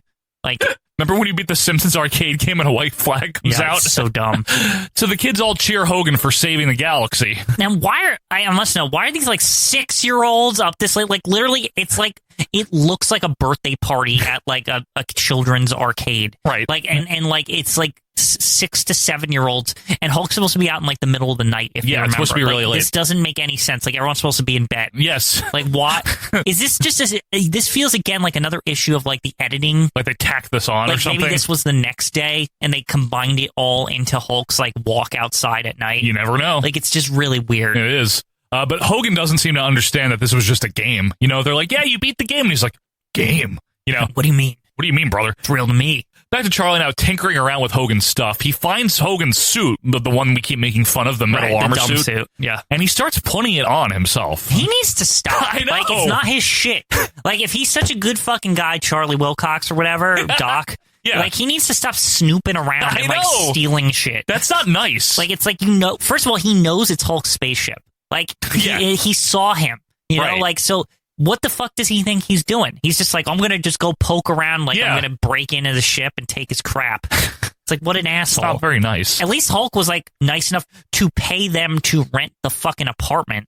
Good point. You know what I mean? He didn't break in. Yeah, Hogan's not doing anything wrong as a tenant. Right, yeah. There's nothing in the lease that says you can't be from outer space and own a spaceship and have these weird weapons. As far as I understand, in the tenant-landlord agreement, you're allowed to do that. It's really hard to evict people, too, by the way. Right. Now, painting without authorization is different. That's fucked up. That's really fucked up. You cannot do that. So no painting. Don't paint. Charlie uses Hogan's special X-ray goggles to see a lady, which this should be as a hooker or an escort, a lady of the evening, if you will, right? It is the evening, so it's her time to be out, right? That's right. They're being taken by these two, like, old, dirty creeps. Yeah, some terrible assholes. Right. Like, it's just like, man, what a bunch of dicks. Really. And so Charlie now appears on the scene in Hogan's full suit of armor, yelling, "Let the woman go!" In the Doc voice, of course. He then, of course, gets shot by one of these creepies. To no effect. And there you go. There's the proof that it's bulletproof. But because the suit is heavy, Charlie falls over in it. Big puss. Yeah. The bad guys laugh, and they start to take the old lady away as Charlie, fumbles around trying to get the hell up in the suit, flopping around stupidly. He's basically doing the worm, too. Like, they actually, like, show him doing, like, the Scotty Too Hottie, like, worm. I'm not kidding. Like, in 1991. Now, is the implication because the suit... It's like trying to lift him up or something, because but he's wiggling around too. So he doesn't know how to use it. Yeah, so he just looks like an idiot, basically. That's the net effect. Like, yes. To me, I was guessing he was trying to do a kip up. Is my guess. Now, he was like laying on his like stomach, so he was doing the worm. Now, is it kip or nip? Is it kip up? I've heard both. Kip up. I usually call it kip up. Or nip up. They say nip up too. They do. Well, honestly, that whole nip up thing, I didn't call it that. To me, it was the move that fucking Michelangelo and Ninja Turtles does to like get up. Well, that's what Owen Hart and Brett do at WrestleMania 10 to me. Right, but I saw the Turtles do that before I saw wrestlers do it. So that's like, I always thought that was like a Turtles move. But is it a kip or a nip? I don't know. It's a Michelangelo get up move. Kip sop. So Michelangelo sop. Ew. So he's finally able to maneuver the suit, flies through the air, and it comes crashing down onto the bad guys. Well, it hurt her side, so there you go. Unfortunately, though, he left a little gun on the floor there that allows the Undertaker, remember he's in this, don't forget about him, and his crony to identify where Hogan is, using their space radar, let's call it. They also now look out the window of their spaceship that they're flying through, and they see that skateboard hurtling through space. Seriously? Come on. Man, they're really like calling back their own jokes. Yeah. Like, you have to admit, like that is some like stupid shit. Now, that's juvenile and predictable, but, I guess you got to do it for the kids. Points for the callback to, like, 10 minutes ago. Like, you know what I mean? Yeah, literally, like, 10 minutes ago in movie time. Seriously. Right. Yeah. Back to Hogan's house now, where he's happily laying in bed before he hears a ton of noise outside. So he runs out there. And by noise, I mean, dogs barking, kids playing, cars weed whackers, cars. Yeah. So he runs out and just yells, "Quiet!" really loud. Now, everything gets quiet, right? And then a little cricket chirps. So he yells at that, too. And I literally, it's like, I said quiet. And like, the cricket stops chirping. And I must admit, some of these jokes are actually good. Yeah. Like, Quiet! Hey! And that was all that was. The scene, like, right, and it, like, ended. I don't know why this was even in here. This is another one just like the, like, him eating dinner with them. Yeah. So, like, there was no purpose to the scene other than just to have Hulk make a, like, nice little joke here. Yeah, and I had no problem with it. Now he goes over to a little girl who's crying, and that's actually a very young Elizabeth Moss. Really? Yes, it is. What is this, just like a one-off appeance as, like, a child actress? Yep. Her first appearance in anything. Oh, that's cool. So she's crying, and Hogan walks up to her, and he's like, "What?" Like, all out. It's actually but he's really willing funny. To help, which of course. is the funny part. Yeah. What? My cat. Apparently, her cat is stuck in a tree, which that's sad. I wouldn't want my cat stuck in a tree. It sucks. So Hogan calmly just reaches up, bends the branch down, but it's not her cat. It's some other cat. So he lets go of the branch while, of course, the cat gets catapulted, no pun intended, into the stratosphere or something. I guess just like that other thing. The skateboard. This is so stupid. Yep. This is so stupid. I like that the girl bitches to him as soon as she sees it's not. That's not my cat. Yeah. And then she's like, I'm out of here. And then like, Hulk's like, okay. And then just like flings it. And then as he's walking away, he mutters, I hate suburbia, and just starts walking around more. Why is this movie just Hulk walking around? Like, this is the majority of the movie. Like, how much of this is him just walking around? With the happy reggae music. This is where I think also, now that I'm like, we're going over it all again, I realize this, I bet you the kids in the arcade was supposed to be after this the next morning after the cat. Like, and they cut something. Because why would those kids be in that arcade at night? They just go to arcade at night. I just mean that it was also supposed to be in like the middle of the night. That's all. Yeah, I know. Because Charlie's family was sleeping, which indicated that it was the middle of the night. Yeah, right. That was the indicator we had. I think they fucked up, and like the girl with the cat and the kids in the arcade were all supposed to be like the same day. It's possible, Quinn. Yeah. I buy into that theory. We now cut to an old lady wearing the Roseanne blanket. I'm serious. It really was the like Roseanne's couch blanket. And they have this scene was really stupid. She's squeezing these cantaloupes at a fruit stand outside, and Hogan wanders up, and they're talking about, you know when it's ripe and you touch this, squeeze the cantaloupe and make sure. And I like Hulk actually asked her, it's like, well, how do you know? How do you know? Like legitimately, like he wants to know. He's being friendly. Yeah. So he squeezes a cantaloupe of his own. Of course, he's Hulk Hogan, so he squeezes it way too hard, and it shoots all over her, and that's just it. He walks away. And well, he does. The funny part is as it's broken, he's like, oh, this one looks like he's like all excited, and the old lady's like, what? She's like all confused or whatever. I love that. Whack. Yeah. So Hogan now keeps walking. He finds the mime again. It's the third time, so it has to be the end of the joke. Yeah, right. Yeah. So he just yells and runs away this time. So I think that's the last we're going to see him, I hope. Back to the landing pad now, where Hogan notices that there's bounty hunters after him. Remember, Undertaker's one of those bounty hunters. Right. And his stuff has been tinkered with. That was Charlie. And now I have to say, listen, Hulk, you have like a month left. You need to just chill with like checking the battery level. Because he's also he's there explicitly to check the battery level, even though he checked it the night before. Right. That's a good point. It's like the guy told you 6 weeks. That's like less than 2% probably in like just a couple of hours if it takes 6 weeks to fully charge. Right. And folks, if you need to recharge real quick, why don't we take a quick breather here, Quinn, because, we're about halfway through the film, halfway through the review. We want to make sure that you have some time to get some groceries. Yeah, groceries. Get a beverage, maybe a milk. Right. Milk. Yeah, that's what we get. Maybe a cantaloupe. Yeah. Maybe take a quick break and play Afterburner. Get your cat out of a tree. Your cat out of a tree, whatever you've got to do. So give us a couple of minutes here. When we come back, it is more of Suburban Commando here on OVP's holiday episode of 2019. We'll be back right after this.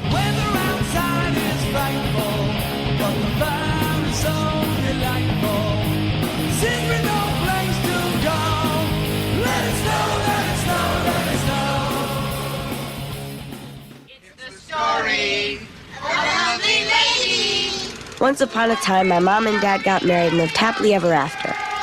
Yeah, right.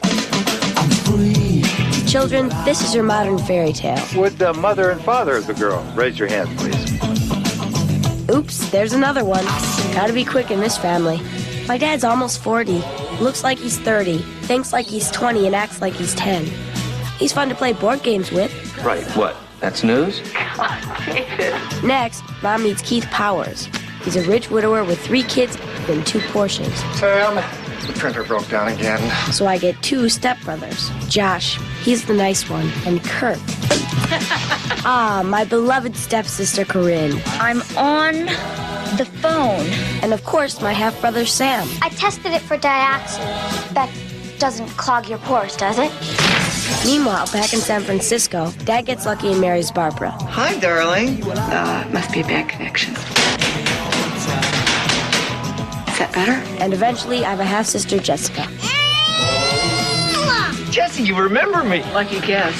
Meet Stephanie. Hi, everybody. I just did. You're so sweet. What are you doing in this family? I know what you're thinking. We're like the Brady Bunch from hell. That's disgusting. You just spit on my hand. But you don't do anything, right, Melinda? I'm a mother, Do you love your daddy? Damn straight. I say love me. Did you know it's estimated by the year 2000, 1 out of every 3 people will be a member of my family? And now we return to more acid-washed memories. And welcome back, wrestling fans, to OVP's 2019 holiday special, reviewing, of course, Suburban Commando. I'm Joe Morata. Michael Quinn's here, of course. Hi, Quinn. Hello. What are you thinking so far with this movie? I'm oddly okay with this movie so far. It's like not the worst thing ever. It's not the worst thing ever. Yeah. It's mildly offensive. It's got some plot problems, but it's relatively okay. I think I'm liking it more than I like No Holds Barred. I don't know if that's this sacrilege, is way better, but we'll see if they screw it up. Yeah, we'll have to keep going here. So where we last left off, Hogan has noticed that his stuff has been tinkered with. He was at the landing pad or whatever. So now he storms into Charlie's office, folks, and he's told by the secretary to take a seat. So this is in the trailer too.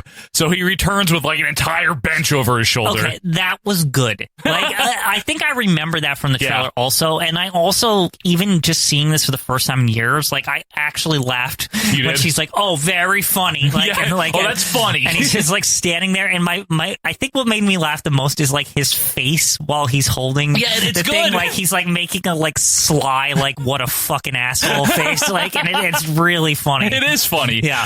And then just then, the door to Charlie's boss's office opens, and he wanders out, Charlie's boss does, with those same Japanese business people. Now, I also like how no one even notices Hogan standing there with an entire... Like, the Japanese people are there, the boss is there, and the secretary's kind of just ignoring it, but the boss and the Japanese people don't say a thing about, like, this big, gigantic, wrestling-looking dude, like, holding an entire bench. Like, nothing. Charlie's boss has a funny line here. He says, "Bonsai." Sorry. Anyway, he now talks to Charlie about how he needs blueprints. He needs them tonight. And as Charlie is leaving the office, Hogan confronts him in the hallway about touching his shit. Margie, the secretary, we find out her name. She runs over with a gun. Yeah, what? Excuse me, what? But Charlie's like, no, everything's okay. He's a friend of mine. So they go outside, they head down to Charlie's car on the street. Mm-hmm. Hogan, of course, takes the door off because he's impatient. Yeah, he's like, come on, we gotta go, or whatever. Like, just rips the door off. Just rips the door off and gets in the car.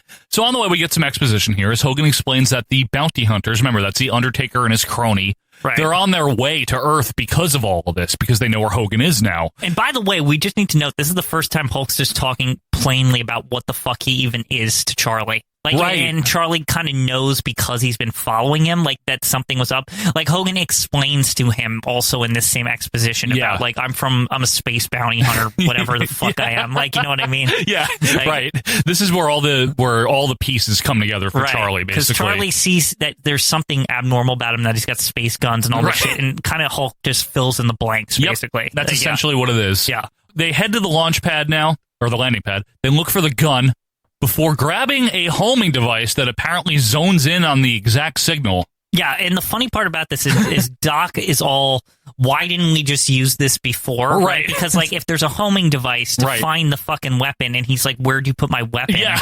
Like, why would he just not use that?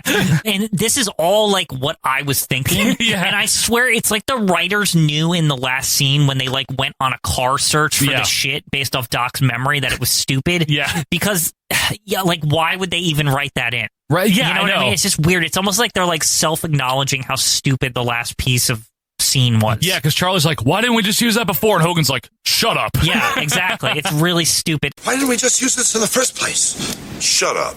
And also, just one other thing, the homing device, it literally looks like the ghost detecting thing from like Ghostbusters 2. It is. The one like the ooze thing or whatever. The PTE meter or whatever it is. It's in the second one, I think, specifically. It's the one they use to like find where the pink shit is in the sewer. Remember? Yeah, I do. It's actually the same prop. Really? It is the same prop. Like the exact same thing. That's it's really recycled. Weird. Yep. So they erratically drive all around before arriving at a bank where apparently all of the cops have been hit with a freeze gun. Talk about freezing your assets.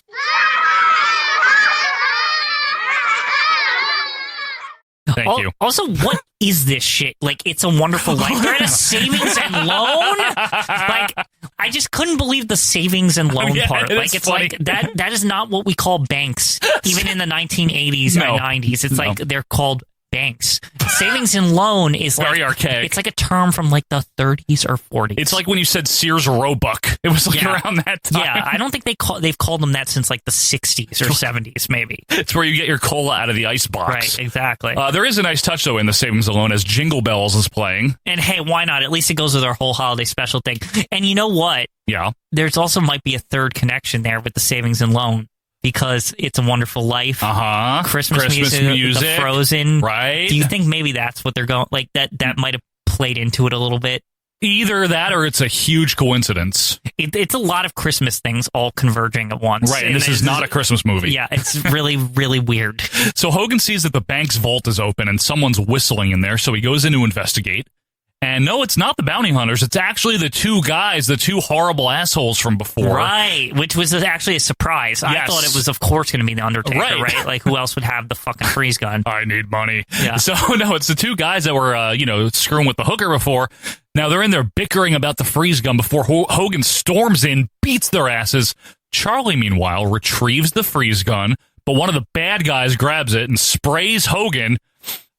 Of course. I can't. This line. It's so bad. Hogan drinks a vial of antifreeze to counteract the freeze gun. What the shit is this? And of course, Hulk yells, antifreeze, like as it's like spraying on him or whatever, just so we know. And it's like terrible. And like the fact that if you drink antifreeze at the exact moment that you're getting sprayed with the freeze gun, that it actually like prevents you from being is just the dumbest fucking thing ever. Gotcha! Antifreeze. For the amount of smart, semi-clever jokes that there are in this movie, for every one of those, there's something stupid like this. Like drinking antifreeze prevents you from being frozen. Right. Like, it doesn't just kill you. Because that's like if you drank that shit. But then again, Hulk's an alien, so like maybe the antifreeze trick wouldn't have worked on Charlie. It would have just killed him. It would have killed him, right? Yeah. So Hogan gorilla presses the bad guy through a desk, but of course, in the midst of all the confusion, Charlie is now frozen. Well, he has to be because of the other line. That the only thing I know in this movie. Yeah. The best line in modern American cinema. Right. Just now, the Bone Street crew arrives on the scene. Seriously, man. But Hogan is able to quickly lock them in the vault with just enough time to carry a frozen Charlie out of there. Undertaker and his lackey break through the vault as Hogan drives Charlie out of there, semi-famously from the trailer. Yeah, and I love, again, that they played Christmas music all through this, and basically the freeze gun equals Christmas. Yeah. Like, that, seriously, it does. Like, to this movie, if the freeze gun's present, it's like, I'll be home. Like, you know what I mean? That's like, not the song. I know, whatever Christmas song they play, like Hawaiian Christmas or Christmas Hoochie Coo. I don't fucking know, but like they're playing a Christmas song. Yeah, you're right. Finally, back at the landing pad, Charlie is back to normal, unfrozen, major headache. Hogan tells him that the Undertaker and the crew, they're still here, though. So while Hogan gives Charlie some more exposition, I have to remind you again how much this bothers me, how long Hogan's hair is. It's upsetting. It's like shoulder length. It's really, really bad. It's almost like he's trying to I always thought this longer Hogan hair was him trying to hide the bald spot, but like cleverly, so you're like paying attention to like his shoulders instead of the top that's bald. It is. It's a skullet. It's a real skullet. Yeah, but I think it's by design. It's like, oh, look how much hair he's got like coming down. He must not really be bald, and then you're like, oh wait. Hulk Hogan's designer skullet. Yeah, exactly. Probably somebody at the hair salon was like, nobody will be able to tell you're bald if the hair goes long. They'll look down, not up. They'll just be fascinated by your long locks. Yeah, exactly. They won't look up top and see the barren wasteland of hair. Anyway, Hogan warns that the bad guys, Undertaker, Bone Street crew, they could actually wipe out the whole town. Yeah, well, no shit. Yeah. Now we cut to a Surfing Burger, where the imitation Michelangelo voice is on. There's like, yo, dude, welcome. Again with the voice. God, yeah, really. You can check out our Totally Radical Burgers. Just shut up. And then Todd's on the sides like, yeah, go to WWF Mania. Like something like that. Got a tree on my house. Yeah. Anyway, in front of this drive-through window at Surfing Burger is a purple car that has a Just Married sign on it. Yeah, with the cans attached to it, the whole nine. But of course, because funny, It's the Undertaker and Paul Roma, whoever his lackey is in the car. And Undertaker just has enough of this surf and burger Todd Pettengill imitation here. So he shoots the sign before driving away. Back to Hogan and Charlie now, where Charlie tries to get out of this whole thing, which I thought was funny. He's like, fuck this shit. He's like, well, you're a spaceman. Go do your space shit. Like, you don't need to be, you don't even want to be here. Right. He's all nonchalant. He's like, well, I guess this is a goodbye. Like, he's just like, bye. Yeah. And Hogan's like, no, I don't do goodbyes. So he tells Charlie that he's got to use him as a decoy. And they're bickering and they bicker and they lead to this one line from the trailer that I love where Charlie's like, I'm your landlord. I bring you an extra bar of soap when you need one. I love that line. Exactly. I'm just your landlord. I bring you an extra bar of soap when you need it. Which is not what a landlord does, but anyway. That's like if you were staying at a hotel and he was like the maitre d' or something. Right. Yeah, maybe. The bellhop. Yeah. Yeah, if I called my landlord who lives like 3 minutes away, if I was like, hey, I need some extra soap, he'd be like, what the fuck is wrong with you? Go to the fucking grocery store, asshole. Move out of my house. Yeah. So he also calls Hogan an alien Rambo. What? And says that everything was fine before you brought your intergalactic grudge match here. And then, of course, the best line. I was frozen today! What a great line. We can turn the movie off. That's all we were here for. That's all we were here for. We've hit the quota. The 2 lines I know from the trailer. We've done it. We've hit them. We've seen them. Now I don't ever need to watch this again. Look, Christopher Lloyd, like you were saying it earlier, he and Shelley Duvall in her own way. Hello, I'm Shelley Duvall. They really are the anchors of this movie. Like, they're fine. They're carrying Hogan. No joke. They're not putting in, you can tell, they're not putting in like maximum effort, but they're trying just enough. Just their minimal, like, being in Hollywood forever, like, effort. They're just, like, being professionals. Yeah, they're just doing it. They're able to just, without even trying, handle this shitty script. Yep. Like, you know what I mean? Yep. And they're doing a fine job, honestly. Right. So Hogan's like, fuck it. I'll just do it myself. Unless you can tell me where I can find about 40 pounds of simian crystal. And there it is, folks. Charlie's boss. Just as I had predicted. Yep. And I swear, I'm really not lying that I never saw this movie. No, I believe you. I never saw this. Literally, as soon as Charlie's boss said, that's simian crystal and like blah, blah, blah. Like, I was like, well, Hulk Hogan has to recharge a spaceship.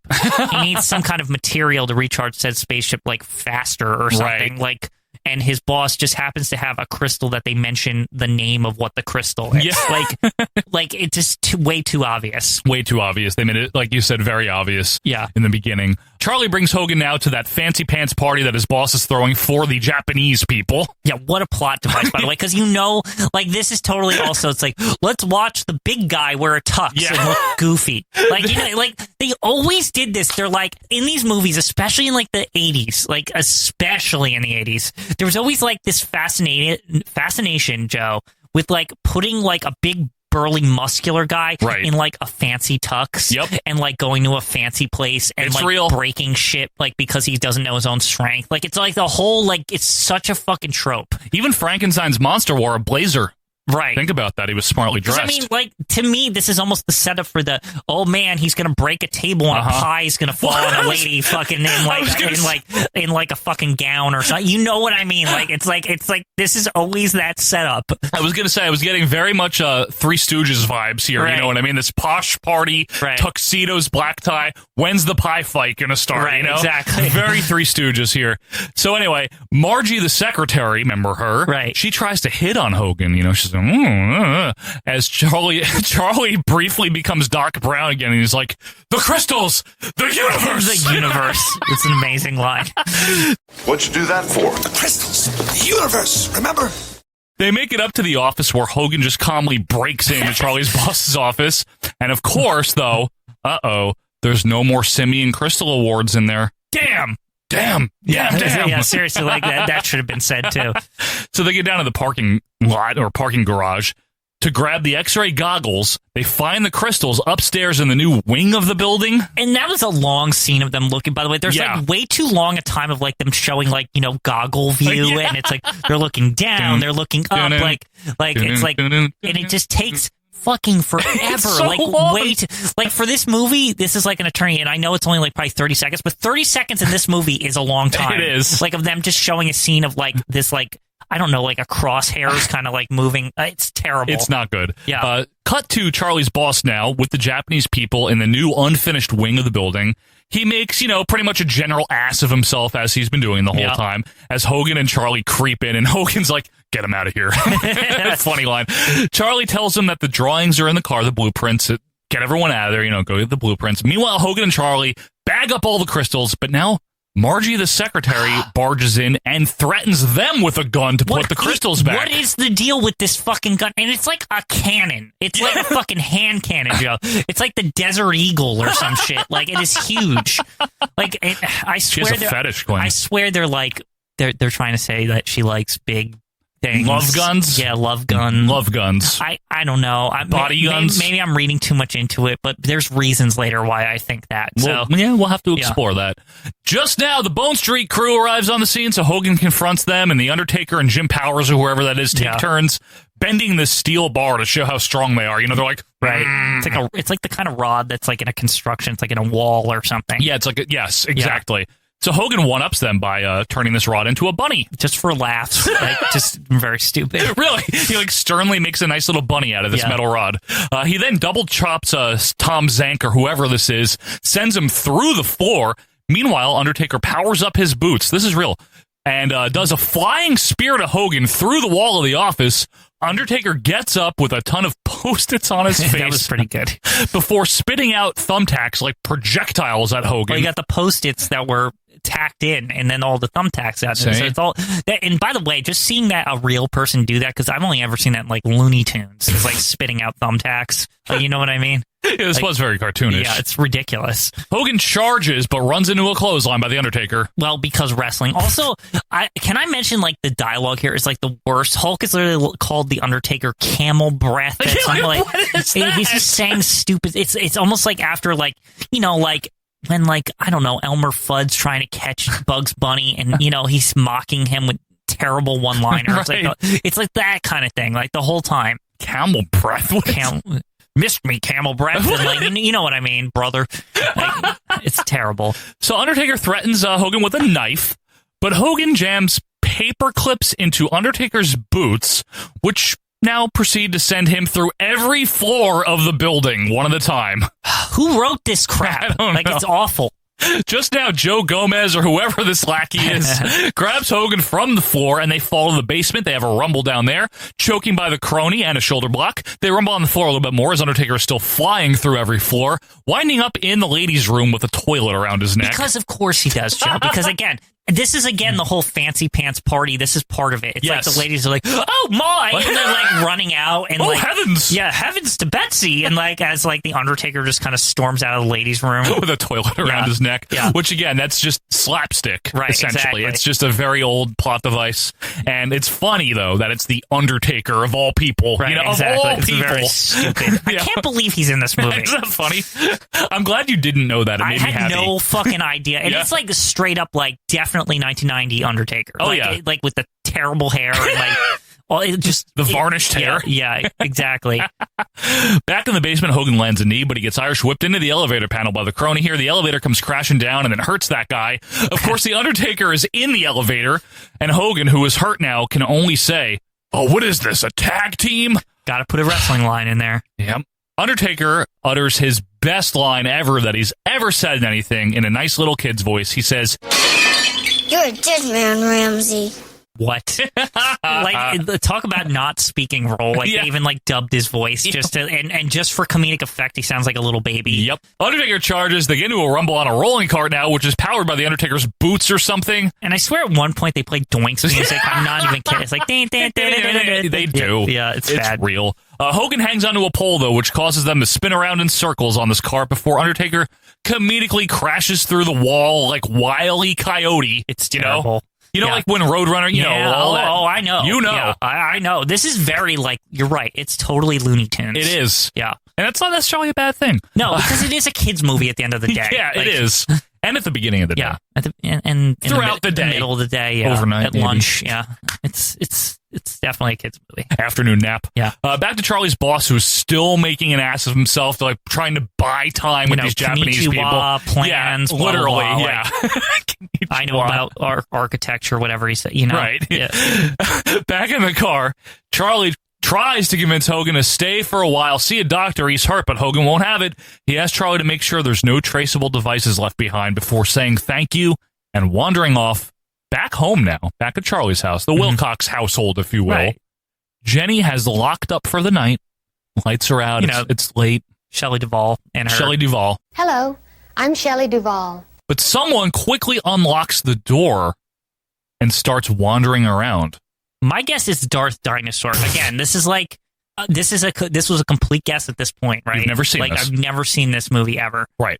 Well, meanwhile, Charlie is shown arriving home, right? Yeah. Pulling up to the driveway. And he sees his front door slightly open, so he runs in to investigate. And yes, Quinn, it's General Suter. Exactly. Darth Dinosaur. I fucking knew it.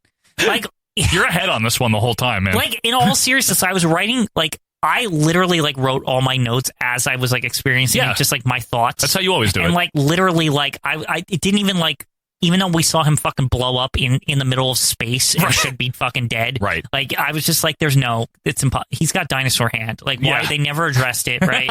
It's like they are looking for that one big shock. But again, they already blew it because they never followed through on the dinosaur hand.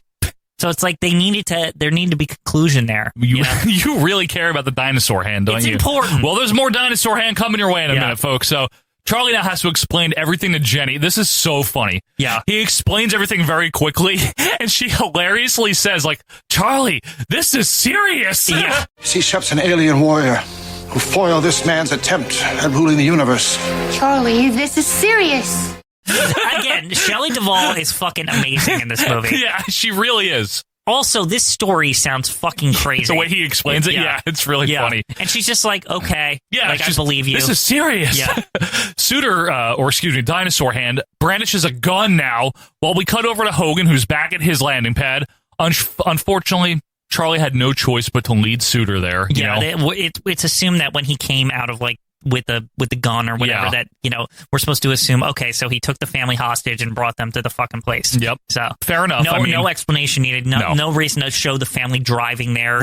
Have hilarious scenes of Suter speed up. That would have been funny though. Or he's like, hit the boosters, or like, you know what I mean, like how he was like piloting his spaceship. He's like giving commands from like the passenger seat. That actually would have been funny. Yeah. Well, maybe it was already in the movie again because remember, cut it. Yeah, bastard. I like that we're making up that they cut all this good stuff they out. They might have though. Like, it's not even like I could totally see Suter in the passenger seat, family in the back, and Suter's like, or maybe Suter's saying stuff like, hit the fucking light speed and like all this stuff, and then he's maybe saying he tells them to stop at the surfing. Like, I'm hungry. Get some. Like, where's your door? Yeah, exactly. Like just all this dumb shit. Or the old colonel's out there like mackling them or something. And the colonel said he tells the colonel the Darth tells the colonel his rank, and maybe like the colonel's like, man, these things really. It's like, you're like a general, aren't you? We need to release a director's cut of this and like get this lost footage. We're making the movie better. We're rewriting it, folks. Anyway, Hogan gets into his ship now as Suter grabs Charlie's daughter, gives him 10 seconds to come out of the ship. Who's only been in the movie like once. Yeah, the whole time. Dad, go to work. Like, we're supposed to have some attachment to Charlie's daughter from that like 4 seconds that she told him to go to work at the beginning. So dumb. You're right, though. Yeah. There's no reason to care about these stupid kids. Yeah. So anyway, Hogan puts the ship on self-destruct mode, and he comes out. And he's all, sometimes you gotta lose to win. Like, what? What does that mean? How do you lose? What? What is he talking about? I don't understand. Anyway, Suter lets Charlie and his family get out of there. That's nice of him. As Hogan and Suter stand off, and Suter gives a typical, evil monologue, overacted. He tells his like whole plan, the whole nine, like the James Bond style. It's like, and then I'm going to put you in a tank of sharks that have lasers on their heads, like the whole like that kind of thing. And then I'm going to read you really bad jokes. Basically, he's telling us like, I'm going to make you die, like, and it's going to be like you're going to suffer through the death. It's not going to be instant and blah blah blah. One of those bombastic, just scenery chewing things where it's just terrible. But thankfully, Hogan has a great line. He's like, "So this is how you're going to do me in." By boring me to death with speeches? I didn't like that. How fitting, then, that your death will be the catalyst that starts my rebuilding to ultimate power. So this is how you're going to do me in? By boring me to death with speeches? Again, it's also like very self-referential. Yeah. Like it's like the writers like know. They know. Yeah. They do. Yeah. How do you write this and think it's good? Yeah. You're doing this to make money. Yeah. There's no way around At it. the same time, it is a comedy. It's not supposed to actually be an action movie, so they can get away with kind of like mocking action movies. Yeah, it's a bit of farce. Yeah. It's a little farcical, kind of a right? parody, if you will. In a sense, yeah, a little bit. Charlie, meanwhile, parks his car in front of a mini mart, which is random, tells his family to get out. He's got to go back and help Hogan. So we go back to Suter acting like an idiot, like intentionally shooting around Hogan, but not at him. He's kind of making like the amateur mistake, as in wrestling, like putting his head down. Essentially, it's like the equivalent of it. Like after he comes back from an Irish rip, like it's real. Like he's basically like he's just getting way too confident. Yeah, he's like, over cocky. It's like, oh, I can like toy with him and make speeches and do all this. I Yeah. got him right where I want him. Yeah, right? exactly. Like, can't do that though. Why this guy has like beaten you at every turn? Like, why would you even? Why would you just not fucking shoot him in the head with the laser, with the laser gun? Yeah, yeah, just like quit screwing around. Yeah, it's like stop fucking off. Like, you know what I mean? It's just I hate when bad guys do this. They always do it. Yeah, it's true. Now Charlie all of a sudden comes crashing through the wall in his car, kind of like the DeLorean when it crashed through that barn or whatever. Great Scott! But it appears Hogan has been shot. He's down and out. So Charlie calls Suter a son of a bitch and begins to... It really upset him. Yeah. And begins to choke him. But Charlie puts on Hogan's armor and punches him right in the balls. I'm so dumb. That was so stupid. So what happens now? Of course, it makes Suter turn into that alien dinosaur thing again. Yeah, and actually, it's more Swamp Thing. Yeah. This movie is so weird. Like, it literally looks like a cross between Swamp Thing and, like, Predator. Yeah, or Predator something. a little it's bit. Like, it's so weird. It feels like a reused costume. Oh, it's a terrible costume, yeah, too. From, like, something else, though. It probably is, yeah. So just so you know, folks, except for the hand, he was still, like, in his normal old, bald, bad guy form. Right. Up to this point. Right. Now it's like his whole skin ripped off or something just from getting hit in the balls, which is weird. But like, and he's basically like a swamp creature or something. Swamp Thing reference is great. Predator creature thing. Like, yeah, like it's weird. Did you ever have any Swamp Man action figures? I did. My friend had the Swamp Thing figure. We used to play with it. We used to mix them up in the regular. Because remember the 1980s Swamp Thing? It was like, or maybe it was that 1990 or 91. That movie was fairly popular briefly. Yeah, it was. I never got to see the movie because my parents said it was like too scary I didn't or something. see it either. And I've always it's funny. Maybe I got to go rent that over the Christmas break here because I've always wondered like what is that movie even like? I've never seen it. You could probably rent it for like $3 on the internet. Yeah. I had the one where he was all brown, and if you put him in the freezer, his chest turned brown, but as it warmed up, it turned green.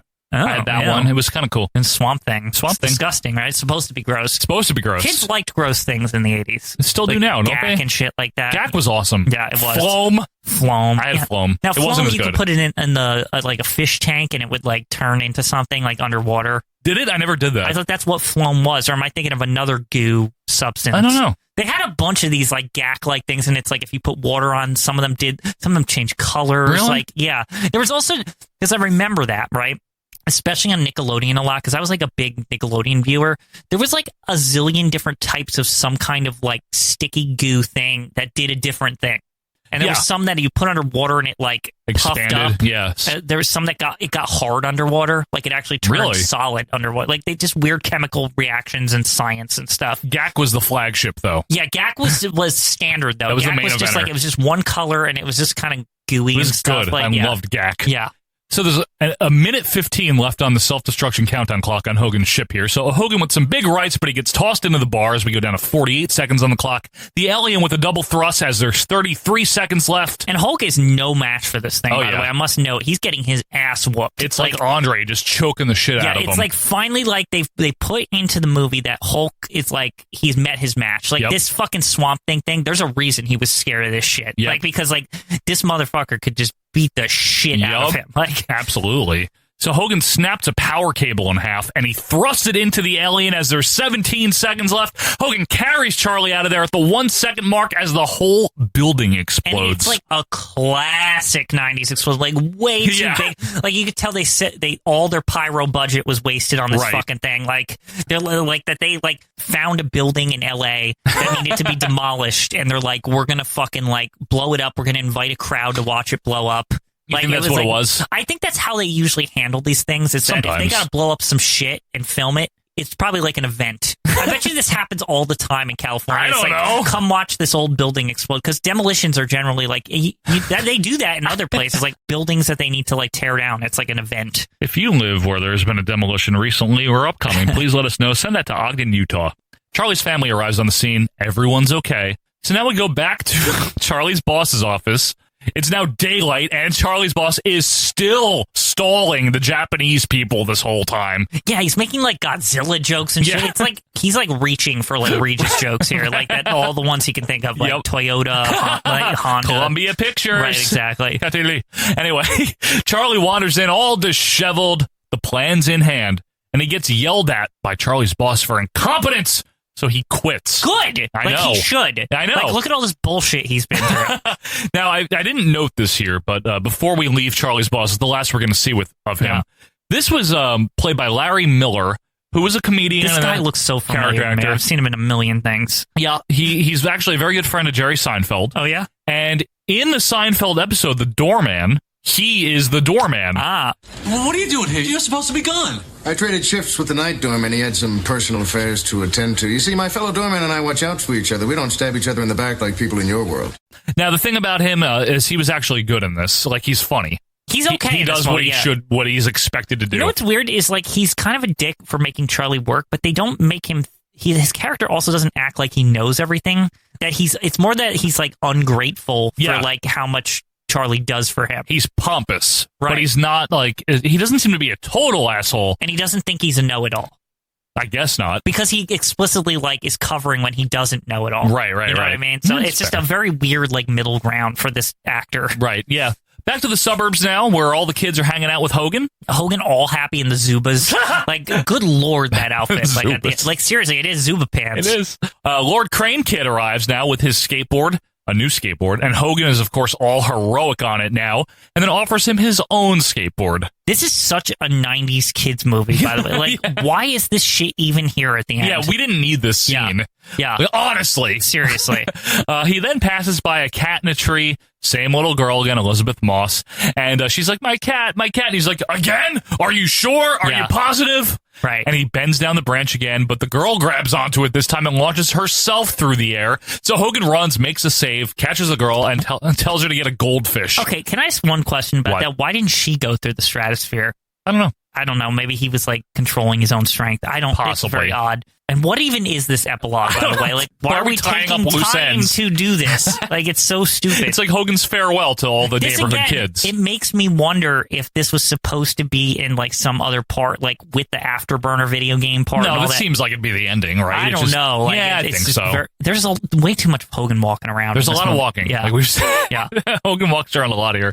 Anyway, Charlie and his family now see Hogan off, and of course, who's in the spaceship with him but Margie, the secretary? Yeah, I actually thought that was totally random. She literally was like, I got the hots for Hogan for like 1 fucking second. Yeah. And it was like, he didn't even acknowledge it. Not even Charlie didn't even really acknowledge it. Right. Nobody did. Like, I don't understand. Was he here because remember it takes 6 weeks and they did all this shit in like a week? Yeah, like, what happened? Did he have to stick around for like 5 more weeks? So he just like, I don't know, banged Margie or something? Like I'm he serious. Like, banged. Yeah, like I'm just saying, like, are we just supposed to assume that, well, I accomplished my mission, I had to wait around for 5 more weeks. Let's have some sex. So I just had some sex with Margie like the whole time. Like, I'm not joking. Maybe. Yeah. Anyway, Charlie and his family happily say goodbye, and Charlie and Hogan have a nice handshake, and they watch Hogan's ship take off. As Shelley decides to look stupid for just the ending here, which is weird because she looked like normal the whole movie. Yeah, she was rather, for her anyway, for Shelley Duvall. Hello, I'm Shelley Duvall. Cut now to Charlie again racing that same lady at the same red light, but guess what? I know what, because I already predicted it. He wins! Of course. And then he happily gets out of the car and shoots the traffic light down. Which is weird, and I will only say this because didn't Hogan warn him, like, don't do this shit because bad guys can, like, find you? Like, he just spent the whole time killing the bad guys who found the first gun that went off. Like, what if he shoots it again? Aren't other bad guys going to come? Like, they're like... Oh, Rip is there, or whatever his name is. Like, Richard, whatever his name is. I don't know. But like, I love it when you don't care about the names. It's so funny. It doesn't matter, but I know. the point is that, like, I just think that it was, like, really stupid at the very end that, like, after this whole fucking ordeal, Right. that he would shoot off the gun, maybe triggering some other enemy to, like, go kill Earth. Why would he even leave the guns there? He said he didn't want to do that. I know, but he did anyway. I don't know. Maybe just for a souvenir or something. I don't know, so they remember. But what's weird is that's literally the end of the movie. And Yeah. we roll credits for like 5 minutes. Yeah, I didn't watch all the credits. I didn't but either. Nothing happened. I skipped through it and nothing happened. Literally nothing. No. There was like a pull away shot, like Vacation, though, at the very end Of the like highway. of the highway, like Yeah. with the family, like driving away or something. Like it was fucking Very weird. going places or something. Don't bring up going places. We made it this whole show. Now you're gonna bring up more Miller Boyette. I mean, it feels apropos. And that's it. That's the movie. And honestly, look. There's no way to classify this as good. Okay, No, not at all. In terms of its story or any overall drama or any overall acting, except for Lloyd and Duvall. I mean, they, like we said, they do the bare minimum they need to anchor this. Yeah, I mean, Christopher Lloyd and Shelley Duvall are really good. Hello, I'm Shelley Duvall. Yes, they are. I agree with you there. And there's really nothing here that generally would get a movie good reviews, critically. No, I mean, the plot is terrible. It's terrible. There's no, Hogan does nothing really. He doesn't have a lot of lines. No. He does a lot of walking around. Honestly, it's so much walking. It's like fucking Lord of the Rings or something. Right. With the walking. I honestly feel like that's a good way to use him, though. Right. Because in No Holds Barred, he does a lot more acting, and Hulk Hogan's not a good actor. Well, he shouldn't do that. Right. I mean, we've learned that. So he's very limited here. But I will say this. It was definitely not hard to watch. It's 90 minutes. It was not as bad as No Holds Barred, without question. No, it wasn't. And honestly, I was surprised. It had like a few legitimate funny things. I really legitimately laughed. It had a lot of good one-liners that were just kind of like, oh, yeah, the writers just did good here. A couple of good jokes, right? A lot of bad ones, too. Don't get me wrong. A lot of bad ones, but like some decent ones in between, which kind of like made up for it. Right. And there was no emotion. Like there was no investment in any of the characters. Other than Christopher Lloyd and Shelley Duvall. Hello, I'm Shelley Duvall. Yes, I agree with you about Shelley Duvall. Hello, I'm Shelley Duvall. But yeah, I mean, you never felt like Hogan was really, there were any stakes or anything like that. There was no real drama. It was just a weird, kind of funny, poorly made movie. I mean, that's all I've got to say about it. My final analysis was strange movie, but not half bad. Right? Like, surprisingly. Yeah. And maybe this is Hulk's best movie, I want to say. I can't think of, like... We're not counting Rocky 3 as a Hogan movie, right? He's not really in that just movie. A character in it. He's like in the movie for like literally a scene. Yeah. Yeah, I mean, I thought it's what makes a movie. It has all the elements that make a movie better than No Holds Barred. No Holds Barred, though, it has a lot going on in it. This is very flat. I'm going to say this is the best Hogan movie because there's no fucking way that Surf Ninjas thing that he cut his hair for is better than this. Like, it's impossible. And maybe Mr. Nanny or whatever he's the better in. I can't tell. God, I haven't seen that in forever. So Hogan movies usually are holiday special kind of joints. I mean, we might have to do another one time, yeah. Well, Michael Quinn, that was great just sitting here listening to that review, right? What a classic, really. We were so funny back then. Back in the day, we were just like the coolest guys. Everyone thought we were cool. And it was so great. That's what they used to write us. They used to say OVP is cool. We're so, people would be like calling us up. They're like, hey, you want to hang out because you're pretty cool. Actually, you're those guys that talk about Suburban Commando. There was that one guy, Marcelo. Remember, I'm listening to this cool podcast. Yeah, I mean, that was just calling the podcast cool. Yeah, not us, obviously. Yeah. Folks, we hope you like that. And again, we appreciate you bearing with us here as, again, real life sometimes strikes.